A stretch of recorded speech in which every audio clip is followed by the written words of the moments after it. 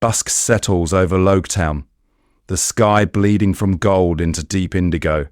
The sea is calm, too calm for a town that was once meant to witness the death of a legend. Picture this. The execution platform towers over the square, wooden beams darkened by salt and time, ropes hanging loose waiting for a neck that never arrived. No cheering crowds, no frantic reporters. Not the roaring storm that, in another history, split the sky as Goldie Roger smiled at the world. Just lanterns flickering in the evening wind, and Marines patrolling empty streets, guarding a stage with no performance. In this alternate timeline, Logtown never becomes the birthplace of the Great Pirate Era. There are no last words echoing over the square, no promise of treasure at the end of the world to ignite a generation. Instead, there is only a silence that feels heavier than any thunder. Rumours move where the wind cannot. In taverns with shuttered windows, in alleys that smell of salt and smoke, whispers crawl between clenched teeth. The Pirate King is sick but alive, some say. Others swear he slipped through Marine fingers and vanished into the Grand Line. A few insist the world government keeps him in a secret cell not as a symbol, but as a problem to be erased quietly. No posters, no spectacle, no chance for his voice to twist their justice against them. What happens when the greatest spark in history is smothered before it ever touches dry kindling? The answer hangs over the seas. Without Roger's famous challenge, pirates do not surge like a tidal wave. They drip, scattered and hunted, more prey than predators. The Yonko never rise as emperors of chaos. Shanks never stands in this very square to pass on a straw hat that now carries a different meaning. The Marines tighten their grip, warships cut across the blues in rigid lines, like bars closing over the ocean itself. Piracy is not a grand adventure, but a short, desperate mistake. The world government points to the quiet seas and calls it peace, calls it order, calls it justice. Yet beneath that calm surface, how many dreams drown before they ever reach the horizon? In another world, a rubber boy would grow up hearing about Roger's last words and the freedom of the Pirate King. Here, children in the East Blue hear a different story, that the age of pirates is dying, that the true strength wears a white coat and carries a standard of absolute justice. If you were born into this ocean, would you reach for a Jolly Roger or a Marine uniform? Let us take a look at this what-if scenario. In this quieter, tightly patrolled world, the boldest hearts are not drawn to outlaw flags, but to warships and ranks. The future crew you know as Straw Hats feel the pull of a different oath, believing they can carve out freedom from inside the system that cages the seas. Luffy's grin, Zoro's blade, Nami's charts, Sanji's fire, each will start their journey under a banner they were never meant to serve. Night finally falls over the empty square, the unused platform swallowed by shadow. The camera pulls back, rising above tiled roofs and silent streets, until Logtown becomes a dim cluster of lights on the edge of the East Blue. Out on the dark water, a single Marine warship cuts through the waves, its justice flag snapping in the wind. On that deck, in this alternate timeline, the world's greatest pirates to be are about to set sail as the world government's finest. Welcome to Anime Autopsy, dissecting a dead pirate era as the world government's finest. Welcome to Anime Autopsy, where we cut open your favourite stories and restitch them into terrifyingly logical alternate timelines. You're not just watching a recap, you're stepping into an operating room for the One Piece world itself. Picture this.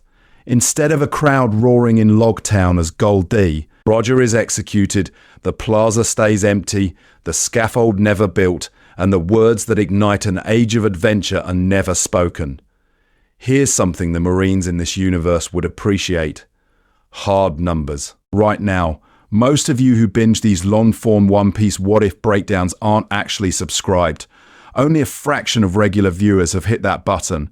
Yet this channel is quickly becoming a hub for people who want to dissect justice, freedom, and the world government with scalpel-level detail. So, if you enjoy cinematic, start-to-finish what-if journeys, take a second to like the video, subscribe and check whether you're still subscribed. The algorithm can be more ruthless than a Kainu on a bad day. In this alternate timeline, our high concept is simple to say and terrifying to unpack. What if Goldie Roger never turned himself in? The Great Pirate Era never began, and the Straw Hat Pirates never became pirates at all. But the Marines' most dangerous squad? No Great Pirate Era, no mad rush for One Piece, no Yonko balance crystallizing over decades of chaos. What happens when the age of piracy is strangled in its crib, yet the same wild hearts are forced to grow up under marine justice instead of against it? Let us take a look at this what-if scenario as a complete narrative journey, not just loose speculation.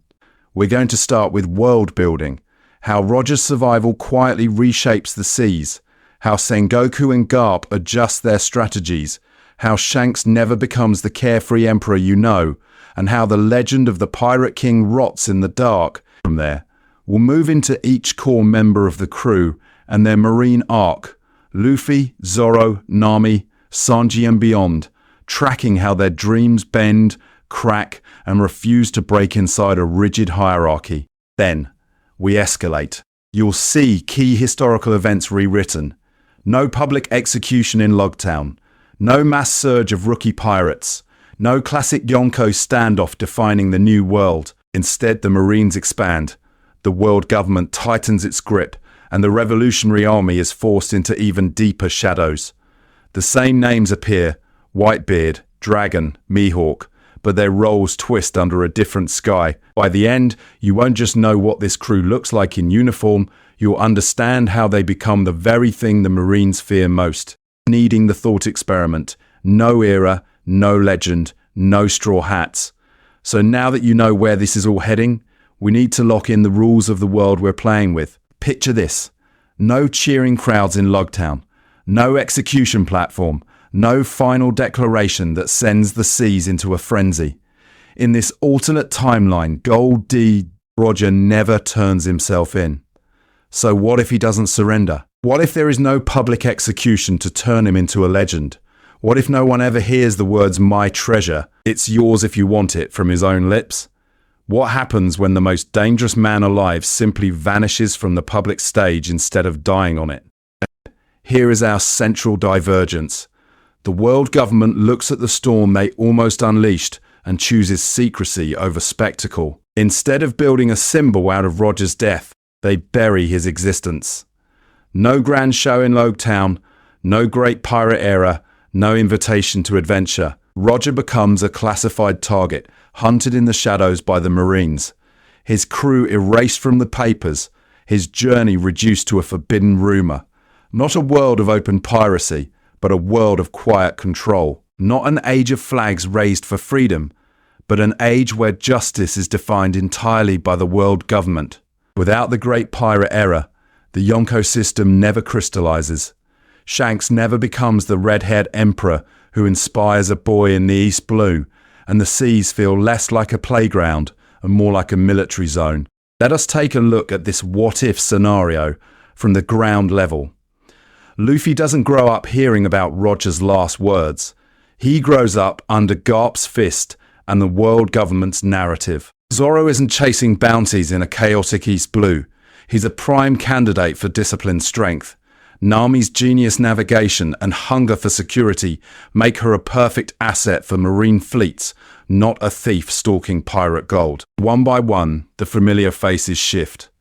Usopp's lies become propaganda potential. Sanji's dream of feeding all who are hungry gets folded into serving officers on marine bases. Chopper's medical brilliance is drafted into government labs. Robin's knowledge of history is locked behind clearance levels. Frankie's engineering feeds warships. Brooks' music boosts morale. And Jinbe's diplomacy is co-opted to pacify the seas rather than liberate them. The core question driving everything becomes this: what happens when souls built for freedom, chaos and personal justice are forced into the rigid hierarchy and moral compromises of the Marines? How long can Luffy's instinct to protect the weak survive inside official orders? How long can Zoro obey a chain of command he doesn't respect? How long can Nami, Robin and Jinbe ignore the patterns of abuse they're ordered to enforce? From here, this video will move in two layers. First, we'll dive into character by character Marine origin arcs. seeing how each Straw Hat is recruited, trained and tested under the world government's eye. And we'll zoom out to the macro level, rewriting major One Piece events without a Great Pirate Era, constantly asking, under a different flag, do their dreams bend, or do they eventually break the world that tried to claim them?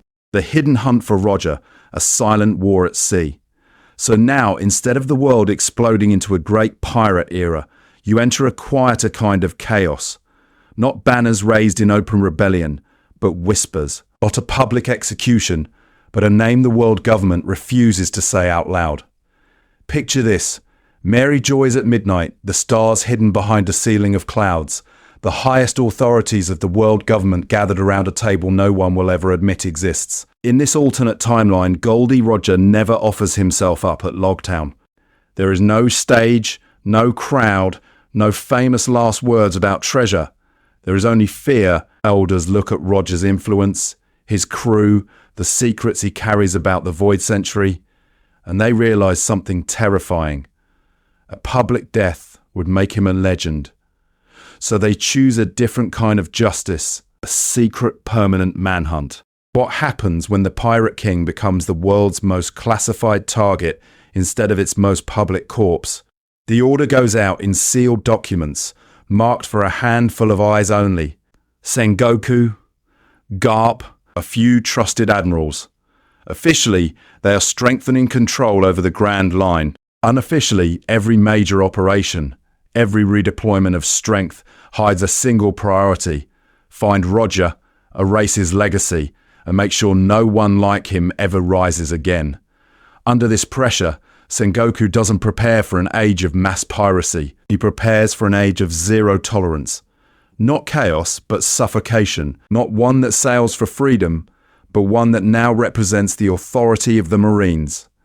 Massive bases are constructed like iron fortresses along key routes of the Grand Line, each one a symbol that the sea itself has been claimed. Patrols crisscross the Calm Belt, the first half of the Grand Line, even the edges of the New World, not just chasing pirates but scanning for any trace of the Oro Jackson's shadow. Garp's role twists in a quieter, crueler way. He is still the hero of the Marines, still a man of immense strength and stubborn will, but now his greatest rival is not a memory, it's an ongoing file. Missions that should be about protecting villages turn into information sweeps. Raids on small crews become interrogations about a single question. Have you ever seen a man with a mustache and a laugh like thunder? Let us take a look at this what-if scenario from the ground. Fewer big-name pirates, more shattered, scattered bands that never get the chance to unite. Without Roger's final words to ignite the seas, the world never romanticizes piracy. There is no great adventure banner for dreamers to rally under. Parents don't tell stories of brave captains chasing One Piece. They tell cautionary tales of nameless pirates vanishing into Impel Down. Piracy becomes a fringe act, a doomed crime, not a path to freedom. The Yonko never crystallizes a system, because no one is allowed to grow that big. Any crew that even hints at Roger-level influence is quietly crushed long before it can claim a sea. And the people feel it. On the surface, the world looks safer. Trade routes are calmer, marine flags are everywhere, and the Grand Line feels less like a wild frontier and more like a heavily monitored highway. But underneath, there's a different tension. When the only ships allowed to dream are painted navy blue, what happens to the rare souls who still hear the ocean calling? In East Blue, in a tiny village, a boy still looks out at the horizon and longs for adventure. Yet in this tightly controlled world, there is only one legitimate path to that horizon: the Marines. If Luffy wants the sea, he has to wear their uniform first, and that choice is where everything quietly begins to crack. Garp, Shanks, and a boy with no Pirate King, Luffy's new childhood, so when that boy in East Blue stares at the horizon, he isn't dreaming of a golden age of pirates. He's staring at a world already locked down, where the only adventure the adults would admit exists wears white and blue. Picture this: Fuchsia Village at dawn, quiet docks, low mist. Instead of tales about Roger's last words igniting an era of freedom, The old men at the bar whisper about the one pirate the world government never quite managed to crush. Not a symbol of dreams, but a lingering storm the Marines are sworn to contain. In this alternate timeline, Shanks grows up under that shadow. He still sailed with Roger once, still learned what true strength and loyalty feel like, but without the spectacle of Locown, his captain never becomes a public legend. Only a classified threat. But when Shanks finally forms his own crew, he does not stride across the seas declaring grand ideals. He moves like a ghost. No flashy raids on government ships, no arrogant banners in marine-controlled ports. He picks his battles carefully because he has seen exactly what happens when the world government focuses its full gaze on one man. On the other side of the sea, Garp's path hardens instead of softening. Without the romantic Pirate King myth spreading like wildfire, the official story paints Roger as a near-apocalyptic criminal still being hunted. Garp, the man who once cornered him again and again, becomes the living symbol of justice, promotions, commendations, endless campaigns. The institution wraps itself tighter around him. If in canon he could occasionally laugh off orders, here he has far less room to bend. How can the hero who almost ended Roger's reign allow his own blood to stray? So Luffy's childhood shifts. At Makino's bar, he doesn't hear about a smiling man who died with a grin and sparked an era of adventure. He hears about villages burned by nameless pirates, about the Marines arriving just in time, about Garp punching sea kings and criminals alike to keep the balance. The word freedom reaches his ears, but always attached to a warning. Freedom without justice, they say, is what made Roger so dangerous. Then Shanks arrives in Fuchsia, still red-haired, still laughing, but sharper around the edges. His visits are shorter, his crew doesn't party in the open as much. When Luffy asks why he doesn't just sail proudly into marine bases, Shanks' smile tightens. He tells the boy that defying the world government isn't a game, that even strong men disappear when they draw too much attention. The straw hat still rests on his head, but now it feels less like a promise of adventure and more like a reminder of everything he cannot say. Yet destiny doesn't care about tighter patrols. The Gomo Gomo no Mi still ends up in a barrel on Shanks' ship, still gets carried into Makino's bar, still meets a reckless kid who eats first and thinks never. One bite, one stretch, one stunned silence. But when the room erupts and Garp eventually hears what happened, Luffy doesn't shout that he'll become Pirate King. In a world where pirates are hunted like living disasters, that dream would be meaningless. Instead, eyes blazing, he declares something far more dangerous for this system. He'll join the Marines and become the freest man in their ranks. What happens when the symbol of unchained freedom chooses to walk straight into the heart of authority, not to submit, but to bend it? From fists to justice, Garp's reluctant marine prodigy. Picture this, early morning over Fuchsia village, mist still clinging to the cliffs, waves slamming against jagged rock, a boy made of rubber dangles over the edge, laughing. A marine legend stands behind him, not horrified, but calculating. In this alternate timeline, Garp doesn't see Luffy's devil fruit as a curse dragging him toward piracy. He sees a weapon, not one that sails for freedom, but one that could stand as the Marines' answer to the next Pirate King, to the shadow of Roger that still haunts every decision he makes. If the world government fears the will of D, Garp decides he'll raise one under their flag before they ever realize it. So the training begins. Not vague strength building, but a brutal curriculum with a clear destination: Marine enlistment. Cliff throwing isn't just tough love anymore, it's survival conditioning. Monster fighting in the forests isn't just adventure, it's live combat drills against beasts that move like future pirates. When you see Luffy hauled out at dawn for push-ups, laps and Iron Fist discipline, you're not watching a grandpa babysit. You're watching a hero forge a living weapon for his own brand of justice. But here's the fracture line. Garp preaches justice, Luffy breathes freedom. Garp talks about duty, chain of command, and protecting the innocent by obeying orders. Luffy listens, and only half accepts it. He cares about protecting friends. He loves the idea of seeing every sea. Yet the moment a rule gets in the way of fun or someone he cares about, you can feel his instincts rebel. How do you cage a storm inside a uniform? Let us take a look at this what-if scenario from Garp's side. Every time he sees Luffy grin through broken teeth and stand back up, he remembers another man who never stayed down, Roger, the one he could never quite catch on his own terms. What happens when a marine hero, haunted by the Pirate King, looks at his grandson and sees a second chance? If he can turn this boy into a marine hero, maybe he can finally prove that the strongest wills don't have to become pirates at all. Pattern interrupt. Imagine Luffy saluting. It looks wrong, doesn't it? And yet, under Garp's glare, he does it. He agrees to become a marine because it means ships, travel, strength, adventure, but quietly deep down he defines justice in his own words. Protect your crew, smash anyone who tramples the weak, ignore orders that feel rotten. On paper, he's the future of marine power. In reality, he's a time bomb the world government is training themselves. Zoro the Hunter, from pirate slayer to reluctant officer. Luffy is a time bomb in a marine coat, but he's not the only one. Picture this. Early morning in the East Blue, mist still clinging to a quiet harbour, a single small boat tied beside a larger marine vessel. On that smaller boat, a green-haired hunter sleeps sitting up, swords resting against his shoulder. Not a pirate hunter chasing clout in a chaotic great pirate era, but one of the few men stubborn enough to hunt the rare, concentrated monsters that still dare to fly Jolly Roger. In this alternate timeline, the seas are calmer on the surface. There is no mass rush for Roger's treasure, no endless parade of rookie crews, but that calm turns every real pirate into a spotlight.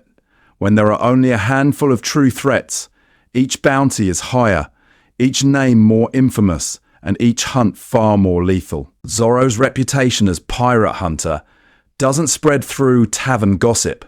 It lands on neatly stamped reports on marine desks, flagged as both an asset and a problem. His past doesn't change. The dojo, Queener, the 100th defeat that still burns in his memory. His vow to become the world's greatest swordsman is the same, but the path twists. Instead of chasing nameless bandits, Zoro tracks down high-value criminals, rogue pirates who've slipped through the fingers of local bases. When the Marines fail to catch a brutal raider in the East Blue, who do terrified villagers whisper about in the same breath as the word justice. The man with 3 swords and no flag. What happens when a lone hunter repeatedly does what full squads cannot? One mission becomes the turning point. A notorious pirate, no Yonko, but dangerous enough to have sunk 3 marine ships holes up in a coastal town. A full marine unit moves in, confident, organized, and is crushed. Buildings burn, civilians scream, the captain is taken hostage. Zoro walks into that chaos like it's just another job. Short orders, short temper, long, terrifying precision. He cuts through the pirate crew faster than the Marines can even regroup, saves the captain without caring about rank, and finishes the fight sitting on a rooftop, annoyed his opponent wasn't stronger. The surviving Marines stare. Their captain, bruised and humbled, sees something else. A threat to authority, and a blade the world government could turn into a weapon. Later, in a dim marine office, the pitch comes. Join us. Wear the coat. Get legal protection, steady pay, access to information and travel. Most importantly, stronger opponents. You want the strongest swordsman in the world? The captain asks. They're not hiding in taverns. They're on wanted lists the public never sees. Zoro doesn't care about their speeches on justice or the glory of the Marines. He cares that this uniform might be a shortcut to Mihawk, to strength, to keeping his promise to a girl who never got the chance. So he accepts, but with a condition: his swords answer to his vow first, their orders second. The Marines think they've recruited a weapon. They don't realize they've just invited another time bomb onto the same ship as Luffy, and those fuses are already burning toward each other. Nami's maps for the enemy, a cartographer in chains, and while those fuses burn toward Luffy and Zoro, far away, Another one is being lit on a very different kind of battlefield. A coastline, a tangerine grove, a girl with a pen pressed so hard to paper it almost tears. Picture this. Early morning over the east blue, mist clinging low to the water, the horizon still grey. Not a sea ruled by wild pirate flags, but a sea monitored by regular marine patrols, checkpoints and tax inspections. In this alternate timeline, Goldie Roger never turned himself in, so the world government never needed a grand spectacle to justify chaos. Instead, it doubled down on quiet control. Into that control slips a monster. Arlong still comes to Kokoyasi village, but not as an open tyrant daring the world to stop him. He comes as a businessman. He buys off a corrupt local officer, forges numbers on tribute reports, and buries his crimes in paperwork and fear. Not a territory marked with a pirate flag, but a ghost village that conveniently never makes it into official records. Nami grows up the same way you remember, drawing maps to escape a reality she can't change. Only now, her genius doesn't just impress a fishman crew, it catches the eye of the very system that should have saved her. What happens when the weapon you forged to free yourself is seized by the people you blame for your chains?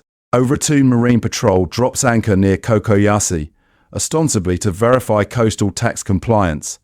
A bored ensign wanders into Belmare's Grove, sees a stack of charts on the table, and freezes. These aren't childish doodles. These are precise coastal drafts, current estimates, wind patterns annotated with brutal accuracy. In this moment, Nami's journey diverges completely. They don't arrest her. They recruit her, or rather, they call it recruitment. A stern lieutenant tells Belmare this is an opportunity, a chance for Nami to serve justice and gain a better life under marine protection. Nami begs them to deal with Arlong instead. She points at scars, at empty houses, at villagers who flinch when his name is spoken. The officers exchange uneasy glances, then decide the paperwork to challenge a warlord-affiliated fishman isn't worth it. Nami is taken aboard as a junior cartographer, uniform too big, eyes burning. She draws maps for the Marines while Arlong's shadow still lies over her home. Day after day, she watches her charts turn into perfect patrol routes. Ships glide safely past whirlpools she marked, storms she predicted, reefs she mapped. And every time a vessel sails right by Kokoyasi, every time a report claims no irregularities detected, her hatred deepens. Not just for pirates, but for the Marines who boast about order while ignoring the rot beneath their own emblem. Let us take a look at this what-if scenario. From inside her mind, each line she inks is double-edged. Publicly, she's praised as a prodigy, an indispensable asset to marine navigation. Privately, she's cataloguing currents that could one day carry a liberation force straight to Arlong's doorstep. She studies supply routes, learns which officers are lazy, which harbours are underdefended, which codes unlock which chart rooms. In this alternate timeline, Nami becomes a quiet saboteur in training. Every single week she smiles when they commend her service to the world government, but she's already planning how to turn their own strength against them. She vows silently that the same maps that let marine ships bypass her village will one day be the maps that bring those ships back, under her command. Not theirs. The Marines think they've rescued a gifted orphan. In reality, they've locked a storm inside their own headquarters. And when that storm finally meets Luffy and Zoro, the entire definition of marine justice is going to start to crack. Usopp's lies become reports. The sniper who craves respect, Nami, is the quiet storm inside marine charts and ink. Usopp, though, is the echo that those charts never planned for. Picture this. Late morning over Syrup Village. The sea unusually calm, gulls wheeling lazily above roofs that have never seen a pirate flag up close. This is the East Blue without Roger's final words, without a great pirate era screaming across the horizon. Not seas choked with infamous crews, but waters where piracy is a rumour on official reports, a statistic buried in the world government's paperwork. That's exactly why Kuro's plan hits like a knife in the dark. In this alternate timeline, a full-scale pirate infiltration of a sleepy village isn't just dangerous, it's unheard of. Marine patrols pass by maybe once a season. When they do appear, they bring more forms than rifles, more inspections than protection. Justice here is a stamp and a ledger, not a shield. And in the middle of that boredom stands Usopp, still the boy who cries pirates. He runs the slope road yelling about incoming ships, spinning tales of massive crews and legendary captains. The villagers roll their eyes. How could there be pirates here when the Marines say the sea is under control? But what happens when, one foggy dawn, a small but ruthless band really does anchor offshore? Kuro's men move quietly. Usopp doesn't. Scrambling over rooftops, he throws together slingshots, oil pots, and crude smoke bombs. His hands shake, but his aim is terrifyingly real. A stone to the temple, a burning rag to a gunpowder barrel. From the bell tower, he starts picking off pirates who thought this would be an easy score. That's when a passing marine cutter, answering a routine shipping complaint, sees the smoke. A junior officer with sharp eyes notices something strange. The pirates aren't firing at each other. They're firing at one single rooftop, at one stubborn speck of resistance. Let us take a look at this what-if scenario, where Usopp's lies finally collide with reality. The Marines arrive late, but not too late to see the aftermath. Bodies on the shore, villagers shaken, and in the middle, a long-nosed teenager trying very hard not to throw up while bragging about how he single-handedly drove off a terrifying armada.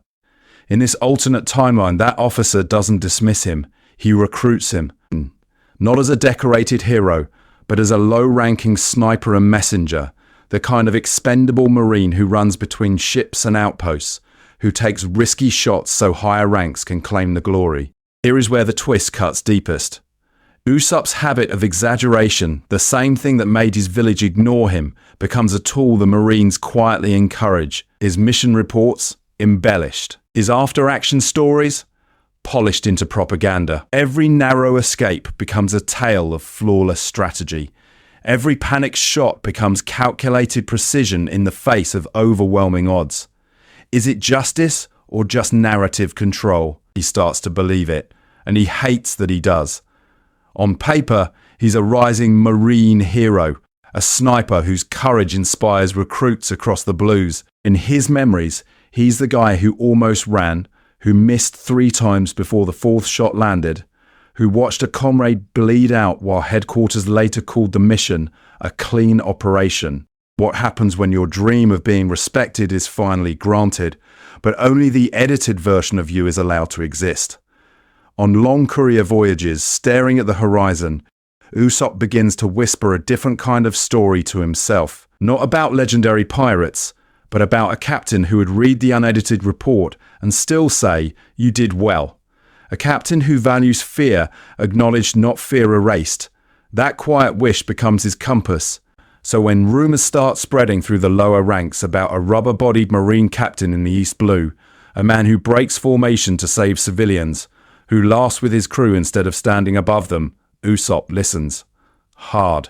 He doesn't know Luffy's name yet, but his next great adventure and his next great conflict with marine justice is already taking aim at him from the other side of the sea, dodgy between 2 flags, the chef of a government-controlled sea, while rumours of a rubber-bodied marine ripple across the East Blue. Far from Usopp's tiny dock, another legend is being quietly strangled by regulation. Picture this. Calm seas around the Baratie, noon sun blazing off polished brass rails, and instead of rowdy pirate flags on the horizon, white seagull standards of the Marines lining up like a moving tax office. In this alternate timeline, the floating restaurant doesn't survive by hiding from authority, but by signing a contract with it. Zeph's Baratie is fully licensed, stamped and catalogued by the world government. Not a free haven for wanderers, but a registered Class B naval support facility. They pay heavy fees, they submit to surprise inspections, they agree, on paper, to prioritise marine supply ships over starving drifters. That's the price of staying afloat in a sea where justice has become logistics. Sanji grows up in the middle of this compromise. He still smokes on the back deck. He still leans on the rail and stares toward the Grand Line, But the Grand Line he dreams of isn't a chaotic corridor of adventure anymore. It's a fortified artery, ringed with marine checkpoints, cipher pole patrols. The All Blue becomes not just a distant dream, but a controlled resource. If it exists, the world government will claim it, catalogue it, and lock it behind paperwork and guns. How do you chase freedom when even the sea itself has an owner? Let's take a look at this what-if scenario from the kitchen. Day after day, Marine officers dock, flash their credentials, and eat like kings. Plates returned half-finished. Wine spilled, bills settled with signatures instead of berry. When a civilian ship limps in behind them, sails torn, crew gaunt, Sanji moves on instinct, and food first. Questions later. That's his justice. But the duty officer slams a gloved hand on the counter. Regulations. Licensed stores are allocated for marine use. Any food given to civilians must be approved through command. They watch a mother faint on the deck of her ship while sacks of rice sit untouched in the marine galley. What happens when the uniform that claims to protect the weak is the one telling you to let them starve? Sanji snaps. He serves the civilians anyway, boots crunching across the line of authority painted on the deck. A lieutenant reaches for his sword. And then, unexpectedly, another Marine moves. This officer isn't polished. Coat draped over his shoulders, swords, or a strange carefree grin, hinting at a different kind of strength, he steps between Sanji and his superior. He orders rations released to the civilian ship, cites a buried clause about emergency humanitarian aid, and stares his own chain of command down. Not one that sails for freedom, but one that quietly bends the rules toward it. For Sanji, it's a crack in the wall. Not all Marines are petty tyrants. Some are fighting the same fight he is, just from the other side of the counter. Could he ever stand in that uniform without betraying his code? Or will, following that rare kind of officer, drag him into a much bigger rebellion than a single stolen meal? Because the next time a ship like that appears on the horizon, the man leading its crew might be wearing a seagull and smiling like a pirate. Chopper's white coat. A doctor in a world government lab. Picture this.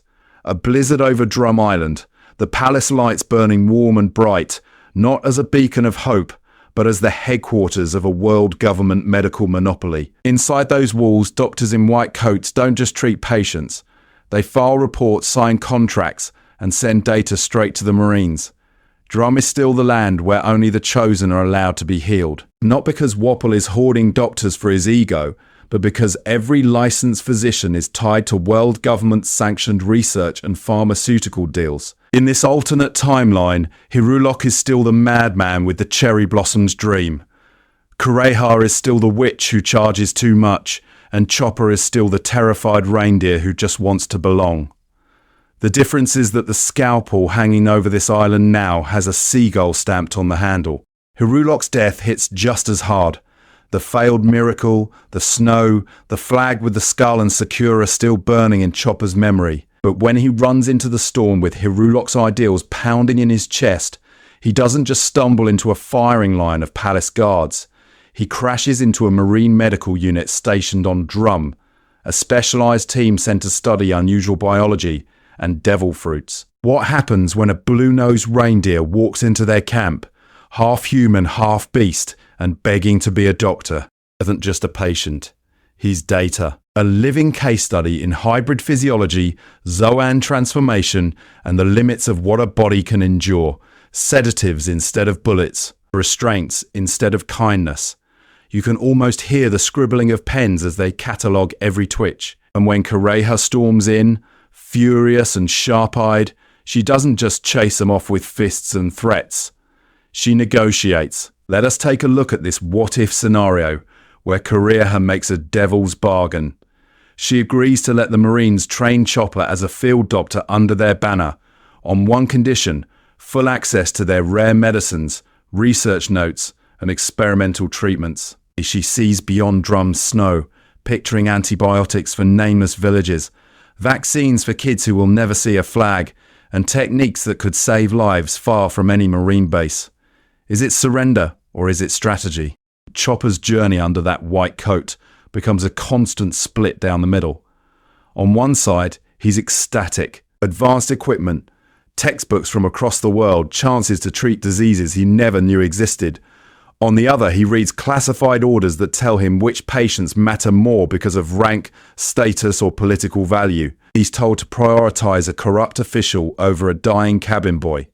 He's asked to monitor how devil fruit users respond to stress, and the tests look less like checkups and more like controlled suffering. He heals, he obeys, he flinches. This is justice, they tell him. This is how the world government keeps order. But every time a nameless sailor is ignored so a noble can get a faster cure, that word justice starts to sound hollow. In this alternate timeline, Chopper's strength isn't just his transformations, it's the quiet courage to question the hands that gave him his tools. At night, alone in a sterile infirmary, he starts to dream, not of pirate flags, because that era never came, but of a different kind of crew. A group that sails under the Marine emblem yet treats everyone the same, where medicine serves people, not agendas. He imagines a captain who would order him to save the enemy first if they're bleeding out. A navigator who charts courses to plague-ridden islands no one else will touch. A swordsman who guards the infirmary door because every patient is worth protecting. Foreshadowing creeps in with every rumour he hears in the corridors. Whispers of a young Marine unit in the East Blue that keeps bending orders to protect civilians. Stories of a captain who smiles like a pirate but wears the seagull anyway. Could a rebellious squad like that be the answer to his quiet rebellion? Could his dreams of true medical freedom find a home there? Because somewhere out on those controlled seas, a future commander is forming a crew that will test the very meaning of marine justice. And Chopper's white coat might not stay clean for long. Robin, the classified asset. Archaeology under surveillance Chopper's white coat might not stay clean for long, but far from those controlled seas, another survivor is already paying the price for knowing too much. Picture this, a calm night over the West Blue, the sky clear, the water still, and an island burning so quietly that almost no one in the world will ever know it happened. Not a public spectacle of justice, but a silent erasure. In this alternate timeline, O'Hara is still annihilated. But without a great pirate era to distract and amplify rumours, the Buster Call becomes a ghost story buried under layers of world government classification. The scholars still reach too close to the Void Century. The Marines still arrive with warships and orders. The Tree of Knowledge still burns. Robin is still that terrified child running through smoke and ash, clutching a lifetime of forbidden truths she barely understands. But what happens when the seas are calmer, the age of adventure never properly ignites, and there are fewer pirates to hide among?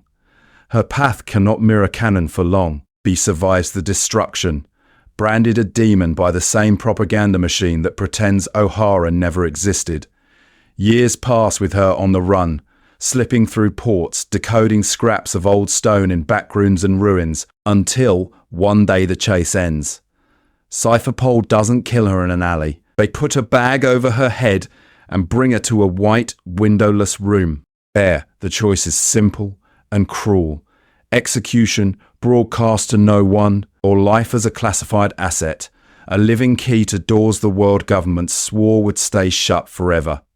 Robin chooses to live, but it is not freedom. Officially, she becomes a civilian consultant attached to Marine intelligence. In reality, she is moved between secret Marine labs and CP facilities, always under watch, always under lock. Her days are spent in cold archives and underground vaults, hands gliding over poneglyph fragments chained to steel frames. She is ordered to translate inscriptions about ancient weapons, lost kingdoms, and vanished alliances. She helps them trace old shipment routes, forgotten research sites, and any hint that someone else might be chasing the same history. Every breakthrough increases her value. Every word she speaks tightens her leash. Cypher Pole agents sit in every room. Their presence a constant reminder that her strength is not physical, but intellectual, and that this is exactly why they fear her. She eats alone. She walks escorted. She sleeps behind reinforced doors. On paper, she is a respected expert aiding marine justice. In truth, She is a prisoner whose very knowledge is treated like contraband. Over time, the emotional isolation becomes its own kind of cage. Robin stops believing in flags altogether.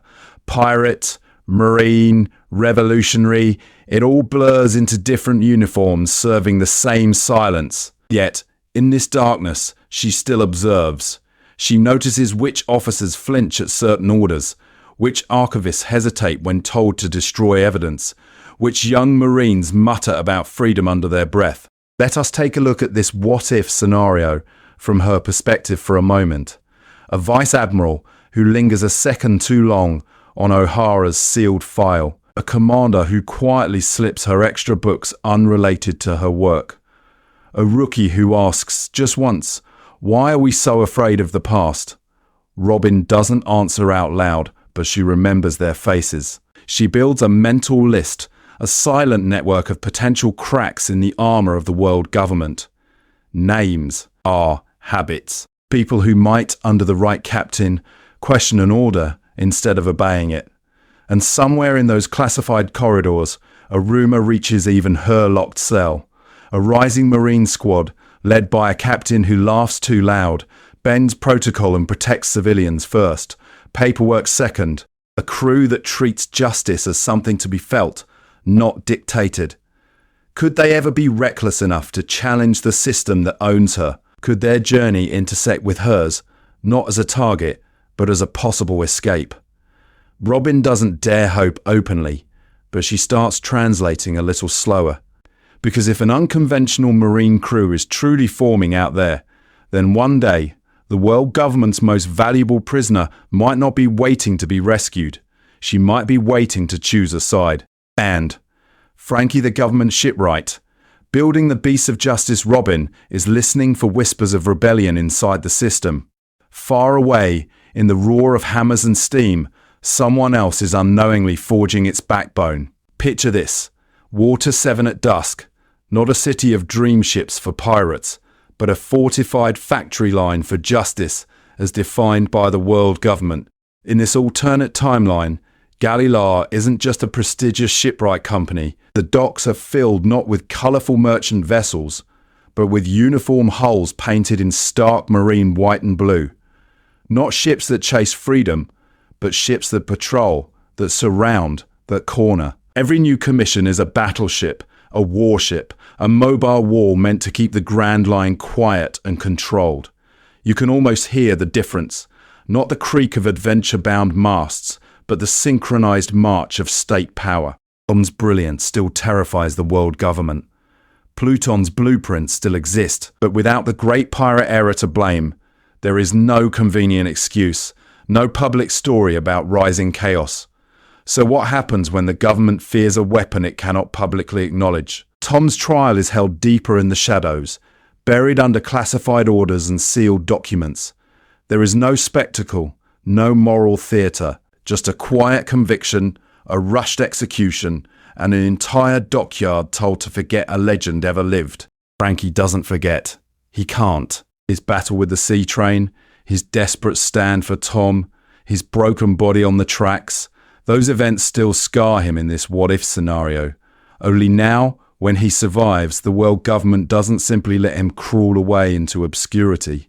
They see the scrap-obsessed kid who built battle-ready ships out of junk and realize his potential. A threat. A tool. Maybe both. At first he refuses. Of course he does. This is Frankie. But when Galley Lally is threatened with sanctions, when Iceberg is cornered with contracts that will bankrupt Water 7 if they say no, Frankie is presented with a bitter compromise. Work as a government-affiliated shipwright or watch his city choke under marine protection. He signs. His hands are still shaking when he sketches his first keel. Day after day he reforges his genius into cages. He dreams of a ship that can sail anywhere, that laughs at borders and storms alike. Yet his blueprints become sharper bows for ramming, deeper hulls for cannons, reinforced cells for prisoners who dared to sail without permission. Not a vessel of freedom, but a weapon against it.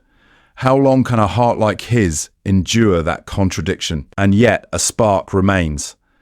In this alternate timeline, Frankie starts hiding ideas in the margins of his drafts. A propulsion system too efficient. A hull design too unorthodox. He fantasizes about one illegal ship built right under Marine noses. A ship of justice by his own definition, not the world government's. Could it be assigned one day to a strange Marine crew that bends orders more than they follow them? Could his secret design become the very vessel that carries Luffy's future squad from obedient officers to fugitives? Because somewhere down the line, one request is going to cross Frankie's desk that doesn't look like the others. And when it does, the shipwright of the Beasts of Justice will have to decide whether he's building another cage or the key. Brook's song in a silent sea. A soul pressed into service, picture this. Not the blazing docks of Eni's lobby, not the roaring engines of Frankie's Beasts of Justice, but a sea smothered in fog. No cheering crowds, no age of glory-hungry pirates, and wheeled, and a single ship playing its last song. In this alternate timeline, the Rumbar pirates still meet their quiet end. The world government may have strangled the great pirate era before it began, but it cannot sterilize the sea of tragedy. Brook's crew falls one by one to poison and ambush, their laughter fading into coughing fits, their dreams of reunion with Laboon dissolving into the mist. Not a grand battle for freedom, but a slow, cruel erasure that no newspaper ever prints. Brook dies there, just as in canon, and his soul claws its way back into his body thanks to the Yomi Yomi no Mi. Only this time, the ocean he returns to is different. Quieter, more heavily patrolled. The age of adventure has been replaced with an age of surveillance. For decades he drifts as a lonely skeleton musician on a dead ship, a ghost in a world where the Marines claim they've already won. What happens when a government that fears legends stumbles onto a legend that won't stay dead? A classified Marine expedition, sent into the Triangle to investigate anomalous phenomena that threaten trade routes, eventually finds him. But first they think he's a curse, a trap, an enemy weapon. But when the skeleton stands, bows politely, and parries bullets with a cane sword while apologizing for the inconvenience, their fear turns into something far more dangerous. Curiosity. Officially, Brook becomes a novelty, a living relic assigned under heavy supervision to a special research division. He's paraded at closed-door briefings as proof that the world government understands even the supernatural. Unofficially, he is catalogued, measured, bled, and observed. His devil fruit becomes a case study. Can the boundary between life and death be controlled, replicated, weaponized in the name of justice? Let us take a look at this what-if scenario from Brook's deck. By day, he plays music for Marine crews on long grey patrols. His violin softens hardened officers, calms green recruits, and quietly binds them with loyalty to the uniform. Not one that sails for freedom, but one that now represents the authority of the Marines. His concerts become a secret morale tool. Entire units request assignments near the gentleman's skeleton. But when the lights dim, he sits alone in the infirmary wing that doubles as his lab. He stares at the chains on the wall meant for his safety and whispers Laboon's name into the humming fluorescent dark. His laughter is still loud, but it rings hollow to his own ears. What good is strength if your soul is just another asset tag? Brook's journey in this alternate timeline quietly sets up his future rebellion. Every time a young officer thanks him for easing their fear, he wonders, what if there were a captain who thanked him simply for being himself? A leader who saw a friend, not a specimen? That question lodges in his bones like a splinter. So when rumours begin to circulate about a new Marine captain in East Blue, a reckless one who breaks formation to save civilians and questions orders out loud, Brook listens.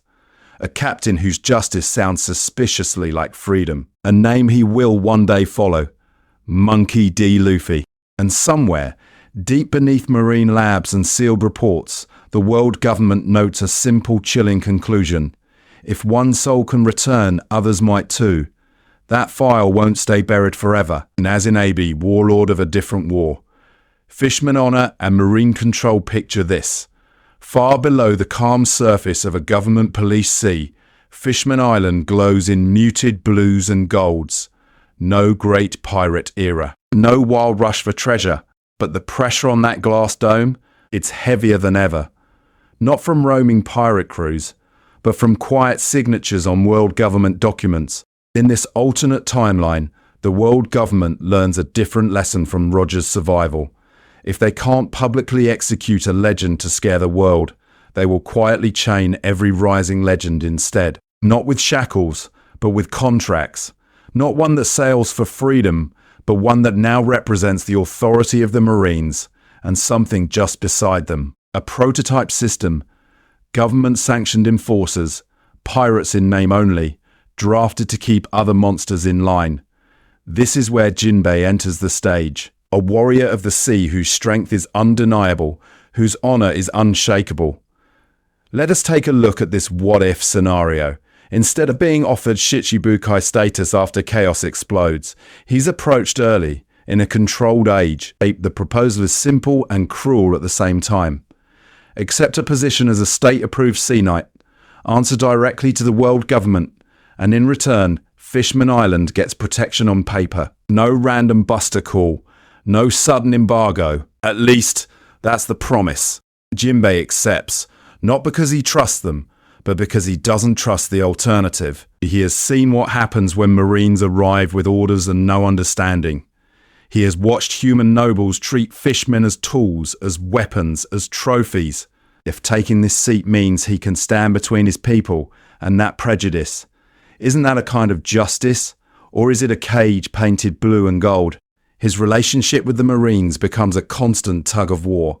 He respects men like Garp who fight on the front lines and throw punches for civilians, not for paperwork. He nods to honest vice admirals who bleed beside their soldiers. But every mission brief reminds him of the truth. The world government still ranks fishmen below humans. Trade routes are secured only if they benefit the surface. Human trafficking rings are quietly ignored when celestial dragons are involved. How long can Jinbei wear their flag and still look his people in the eye? Then there is Fisher Tiger. In canon, a pirate. Here, something sharper. A revolutionary. And the Sun Pirates in this world are less a roaming crew, a more immobile uprising, freeing slaves, sabotaging noble estates, exposing government lies. What happens when Jinbei, the official protector, is ordered to hunt the very man who burnt the brand of the Celestial Dragons? To the world, the Sun Pirates are terrorists. To the oppressed, they are hope. Jinbei stands in the middle, torn between Tiger's uncompromising freedom and the fragile safety his government status buys. Each clash feels less like a battle and more like a question. Can reform ever come from inside a system built on discrimination? Here's the pattern interrupt. The answer doesn't arrive from Fishman Island or from the Revolutionary Army, but from a Marine ship, from scattered reports about a young captain whose crew refuses to slaughter prisoners, who disobeys orders to protect fishmen villages, who challenges noble authority to save commoners, a captain whose justice sounds suspiciously like freedom. Indeed, Jinbei hears the name Monkey D. Luffy. At this moment, a new possibility surfaces. Maybe the real revolution won't come from pirates or from exiled revolutionaries, but from a Marine squad willing to turn their cannons around. But when the day comes that Luffy's crew is branded traitor instead of hero, whose side will Jinbei choose? The badge that shields his island on paper, or the man who might shatter the paper itself? His answer will decide whether Fishman Island remains a client state or becomes the first ally of a new kind of Marine rebellion, forging a rogue unit. How Luffy's path crosses every future Straw Hat. Picture this. A calm morning over East Blue, fog still clinging to the water, and a single Marine ship cutting through it like a blade. Not a pirate flag snapping in the wind, but the symbol of the world government, stern and immaculate. And at the bow stands Luffy, straw hat tilted, coat half buttoned, already in trouble and already indispensable. Under Garp's shadow, Luffy's journey in this alternate timeline doesn't begin with a stolen boat, but in a Marine training yard.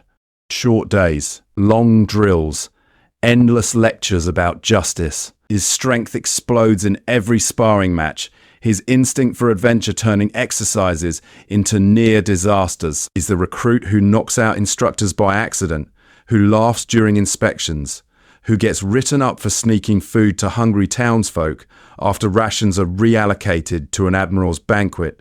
Not a model soldier, but a force the Marines can't ignore. So they send him where they think he can't break much. East Blue patrols. Let us take a look at this what-if scenario as his first real mission throws him into the path of Roronoa Zoro. In canon, they meet on opposite sides of a marine yard. Here, Zoro is already a licensed bounty hunter, working under marine contracts, his name whispered as a necessary monster. When a corrupt base commander orders Zoro to execute a group of pirate sympathizers who are really just villagers protesting new taxes, Luffy steps between them. Orders say one thing, his gut says another. What happens when a rookie seaman punches a superior officer to stop an unjust killing? Every single week, you already know, Zoro smirks, sheathes his sword, and decides this idiot might be worth following. On another charted route, another fracture. Nami is a conscripted cartographer aboard a taxation vessel, her brilliance chained to mapping trade lanes that squeeze islands dry. When a storm hits and the captain refuses to divert to rescue a sinking civilian ship, Luffy seizes the helm anyway. Not control, but compassion. Not protocol, but freedom. Nami watches him risk court-martial to save strangers, and for the first time, trusts a Marine more than the uniform he wears. Then there's Usopp. Officially, he's a provisional sniper attached to a small garrison near Syrup Village. Unofficially, he's the guy who inflates mission reports to survive. Luffy drags him into a raid on a supposedly minor smuggling ring that's actually a slave route protected by higher-ups. When Luffy refuses to cover up the report and files the ugly truth anyway, Usopp realizes this captain isn't asking him to lie, he's asking him to aim higher. Word spreads. A lieutenant who disobeys to evacuate civilians first. A captain who arrests his own for extortion. Rumors of unorthodox justice drift to the Barati, where Sanji hears about a Marine who pays for peasants' meals out of his own pocket. They reach Drum's medical units, where Chopper hears of a human officer who shields doctors from political blame. Even in the Black Ops corridors where Nico Robin works, a file crosses her desk. Monkey D. Luffy, dangerous tendency to prioritize personal morality over mission success. In this alternate timeline, mission by mission, reprimand by reprimand, he's doing something no admiral planned. He's assembling a rogue unit inside the Marines. A crew bound by shared dreams and quiet defiance. No Jolly Roger. No open rebellion, not yet. But when the order finally comes that they cannot obey, will this almost pirate crew in marine coats choose the flag above them or the captain beside them? East Blue written, romance dawn as a marine operation. So now, we leave the grand strategies of admirals and return to the sea where everything truly begins. The East Blue. Early morning fog over a nameless stretch of water. A small marine cutter, paint chipped, flag clean, cutting through the waves. Not a pirate ship hunting freedom, but a patrol unit enforcing the will of the world government. Picture this. Instead of a boy in a barrel drifting into danger, you have a young marine seaman recruit leaning on the rail, straw hat tilted back, already sworn to justice. His orders are simple. Observe, report, avoid unnecessary engagement. But what happens when that ship is suddenly surrounded by Alvida's vessel and her crew? Cannons aimed, chains already flying. In canon, Luffy bursts out of a barrel as chaos incarnate. In this alternate timeline, he doesn't hide at all. He's on deck, in uniform, when the first volley hits. The lieutenant in charge screams for retreat, terrified of casualties and, more importantly, of paperwork. Luffy hears the order, he ignores it. Rubber limbs launch across the gap, fists smashing through Alvida's mast as Marines and pirates alike stare. He uses his devil fruit powers openly, not as a pirate declaring war on the world, but as a soldier openly defying his own chain of command. Kobe is still there, still shaking, still dreaming of becoming a Marine. Only now, the man he clings to isn't a wild stranger, but a real enlisted Marine who just broke every rule Kobe has memorized. Luffy becomes a paradox in front of him. Proof that the uniform can mean courage and protection, and proof that the uniform can be a cage you sometimes have to rip apart. Is this what real strength looks like, or is it a career-ending mistake? Let us take a look at this what-if scenario as they reach Shell's town. In canon, Luffy is an outsider crashing into a corrupt Marine base. Here, he walks through the gate as a subordinate, saluting a system that's supposed to embody justice. He sees Helmeppo parading around with Zoro's swords, abusing civilians under the shadow of Morgan's statue. Not a pirate tyrant, but a Marine tyrant. The conflict isn't Marines versus pirates anymore. It's Marine versus Marine. Luffy challenges Helmeppo not as a rogue captain, but as a junior officer calling out a superior's cruelty.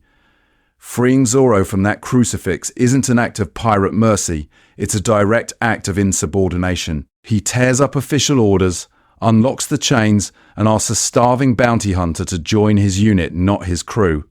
Zoro accepts, but the cost shifts. In this alternate timeline, his first step toward his dreams is also his first step into treason.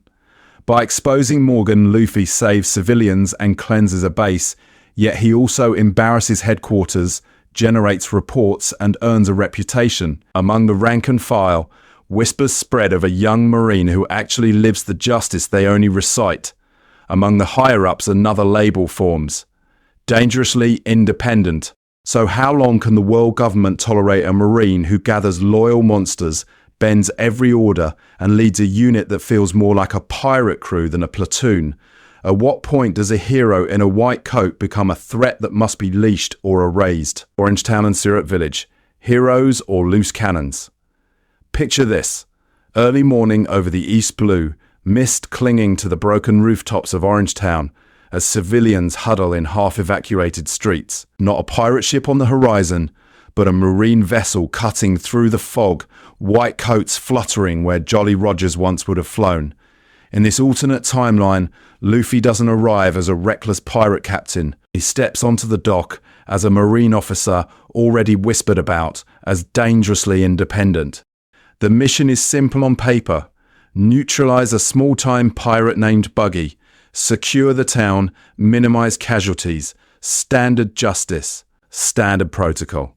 But what happens when Standard meets Luffy? The official plan calls for a full evacuation before engagement.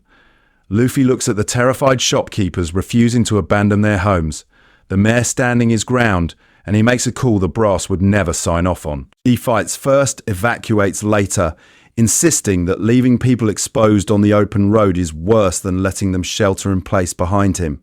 His straw hat still perched firmly on his head, though now it carries a different meaning.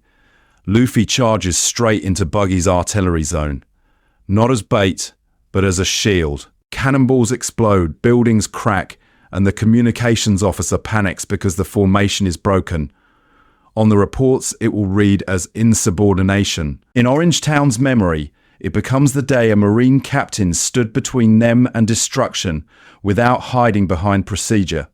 Which version do you think spreads faster among the common people? Let us take a look at this what-if scenario from another angle.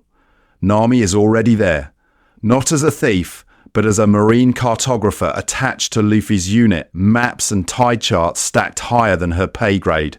Her talents for navigation and understanding of the seas are invaluable to Marine strategy, but her dreams are anchored somewhere else. Kokayasi village still quietly strangled by Arlong under the world government's blind spot, and she tries to redirect supply routes, to slip extra patrols toward her home, to nudge Luffy into just passing by the Konomi Islands. He notices, he listens, but he refuses to abandon Orangetown halfway through, to chase a personal lead, even one soaked in injustice. Nami sees a man who won't trade one village's freedom for another's. The bureaucrats see a captain who keeps overrunning his timetables because he insists on fixing everything he touches. Syrup Village becomes the next test. No random encounter on a lonely shore this time, but an official investigation into suspicious activity around Kaya's estate, triggered by fragmented reports of a sick heiress, unusual shipping patterns, and a butler with no verifiable past. Usopp's tall tales have been background noise for years. Yet suddenly, real Marines march up the hill, and one of them, Luffy, believes him. Not because the story is airtight, but because the fear in his voice is real. Here, Luffy's tendency to take personal responsibility drags the operation off the neat, written script. Instead of simply interviewing Kaya and filing a report, he stakes his own reputation on a village liar's warning. Protocol says wait for confirmation. Luffy says, if I'm wrong, I'll take the blame. It slows everything down. It saves Kaya's life. It forges a loyalty in Usopp that no recruitment poster could ever buy. With every village protected, every life he personally vouches for, his name spreads across the East Blue. Not as a model Marine, but as a wildcard captain whose justice answers to people before paperwork. So now the question shifts. Will higher command move to leash him, demote him, bury him in some quiet post? Or will someone in Marine headquarters look at this unpredictable force and decide to weaponize him against threats far greater than Buggy or Kuro? Because beyond the East Blue, shadows are moving, and there are enemies only a man like Luffy can reach, and only a man like Luffy might refuse to serve. Baratie under inspection. Sanji's test of Marine morality, those shadows beyond the East Blue. One of them reaches all the way to a floating restaurant. Late afternoon over the Baratie, the light is warm, the mood is not. Because this isn't a haven for rogues anymore. It's a checkpoint, a symbol. Not one that sails for freedom, but one that now bends under the authority of the Marines. Picture this. Instead of rowdy pirates crashing in unannounced, the Baratie is lined with white coats and clipboards. A routine Marine inspection, health codes, supply logs, background checks. Luffy's unit has been assigned as security, officially to protect civilians, unofficially to remind Zeph that the world government is always watching. His straw hat still perched firmly on his head, though now it carries a different meaning. Luffy is already restless. In this alternate timeline, pirates are rare in the East Blue, especially large crews. But when Don Krieg's massive battered flagship limps into view, it's like a ghost from a different era forcing its way into the present. His ships are charred, his men are starving. He isn't bragging about conquering the Grand Line. He's raving about a hidden power that crushed him before he could even plant his flag. What happens when the strongest pirate of these seas crawls in begging, not boasting? The orders from Marine Command come down fast and cold. Prioritize capture, Sir Krieg, disarm his crew, preserve evidence. Feeding them is explicitly forbidden. Resources are for compliant citizens, not enemies of justice. To the brass, this is a clean operation waiting to happen. To Sanji, it's an obscenity. You watch him step forward, cigarette burning low, eyes hard. Starving men are collapsing on the deck, hands shaking as they reach for scraps. Sanji doesn't see pirates. He sees himself, years ago, on a rock with Zeph, counting crumbs. His personal code is simple. No one leaves his galley hungry. Not Marine, not pirate, not anyone. It's weak, so when a superior officer snaps, "Stand down, cook," you feed them, you aid the enemy. Sanji refuses. Not loudly, just by doing what he always does. He starts cooking, plates hit tables, bowls slide across the floor, and then the pattern interrupts. Instead of arresting Sanji, Luffy moves. He steps between Sanji and the rifles, grinning in that infuriating, fearless way. If feeding people is a crime, he says, then I'm a criminal too. He orders his own squad to help distribute food, directly breaking protocol. Justice on paper shatters against justice in practice. Inevitably, chaos erupts. Krieg uses the meal to rally, his better-fed fighters lunging for weapons. Inspection turns into a brawl across the decks, Marines and pirates crashing through tables, glass and decor. But because those men ate, they're strong enough to be beaten down without dying. Because Luffy and Sanji are in the thick of it, more lives are saved than taken. From the balcony, Zeph watches. He sees the same reckless compassion that once made him cut off his own leg to save a starving child. Not in Sanji, he already knew that, but in this Marine captain who will tear up orders for strangers. Let us take a look at this what-if scenario through Zeph's eyes. Is Luffy a Marine, or is he something far more dangerous to the world government's carefully controlled peace? After the smoke clears, the paperwork will say, Operation Compromised. The truth is simpler. Sanji has found the one idiot in a seagull coat whose justice matches his own. He doesn't join Luffy's squad out of loyalty to the Marines. He joins out of loyalty to that version of justice, that dream of feeding anyone who's hungry. And with Sanji aboard, Luffy's unit tilts even further off-center, less like a disciplined Marine squad, more like a pirate crew hiding in plain sight, just waiting for the day the institution finally spits them out. Okuyasu liberation. When Marines become the villains with a crew like that, you can feel it, right? This isn't a tidy Marine unit anymore. It's a pressure cooker. And the lid finally blows off in a quiet farming village under a bright, merciless sun. Picture this. Midday over Kokoyasi, the sky clear, the tangerine groves swaying and the sea glinting like polished steel. Not a haven of freedom, but a territory under contract. Arlong doesn't rule by raw terror alone in this alternate timeline. He rules with paperwork, signatures, and a handshake deal with a local Marine branch that's decided stability matters more than justice. As long as the tribute flows and reports say peace maintained, headquarters never looks too closely. Let us take a look at this what-if scenario from Nami's eyes. She's the model officer on paper, the brilliant navigator assigned as liaison to this sector. For years, she's believed that if she just climbed high enough in the Marines, she could buy her village's safety with results, with promotions, with influence. But then she sees it. The ledgers that don't add up, the patrol routes that deliberately miss Arlong Park, the stamped approvals from a Marine captain who's been taking Arlong's bribes. What happens when the uniform you wear turns out to be the same shield your oppressor hides behind? Her rage isn't loud at first. It's cold. It's the realization that the world government she serves has known about Kokuyasi's suffering and filed it under acceptable cost.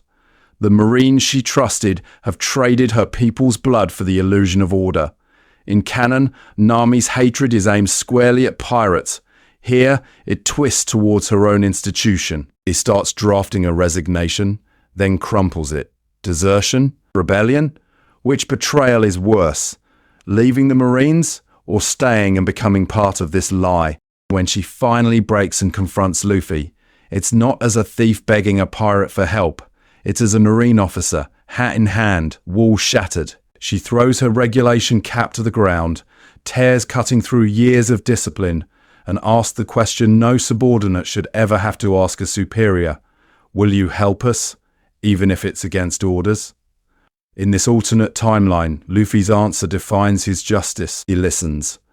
He hears how a fellow Marine captain sold Kokoyasi to Arlong for a steady report and a quiet file. Then he does the unforgivable for a model officer. He ignores the chain of command. No written authorization, no backup request, no waiting for Sengoku's approval. He walks over, picks up his own straw hat, still perched firmly on his head, though now it carries a different meaning, and gently sets it on Nami's hair. That gesture isn't just comfort, it's a verdict. Not Arlong's law, not Marine protocol, but Luffy's justice. The assault on Arlong Park becomes an act of open insubordination. Zoro, Sanji, and the rest of the squad don't hesitate. Their strength crashes down on Arlong's fortress like a storm the reports never predicted. Every punch Luffy throws isn't just against a fishman tyrant, but against the corrupt Marine signatures that kept him safe. When Arlong falls and Kokoyasi is finally free, the villagers cheer their liberators in white coats, yet the paperwork tells a different story. Headquarters receives two messages, one about a liberated village, another about a captain who ignored direct orders and attacked a protected asset.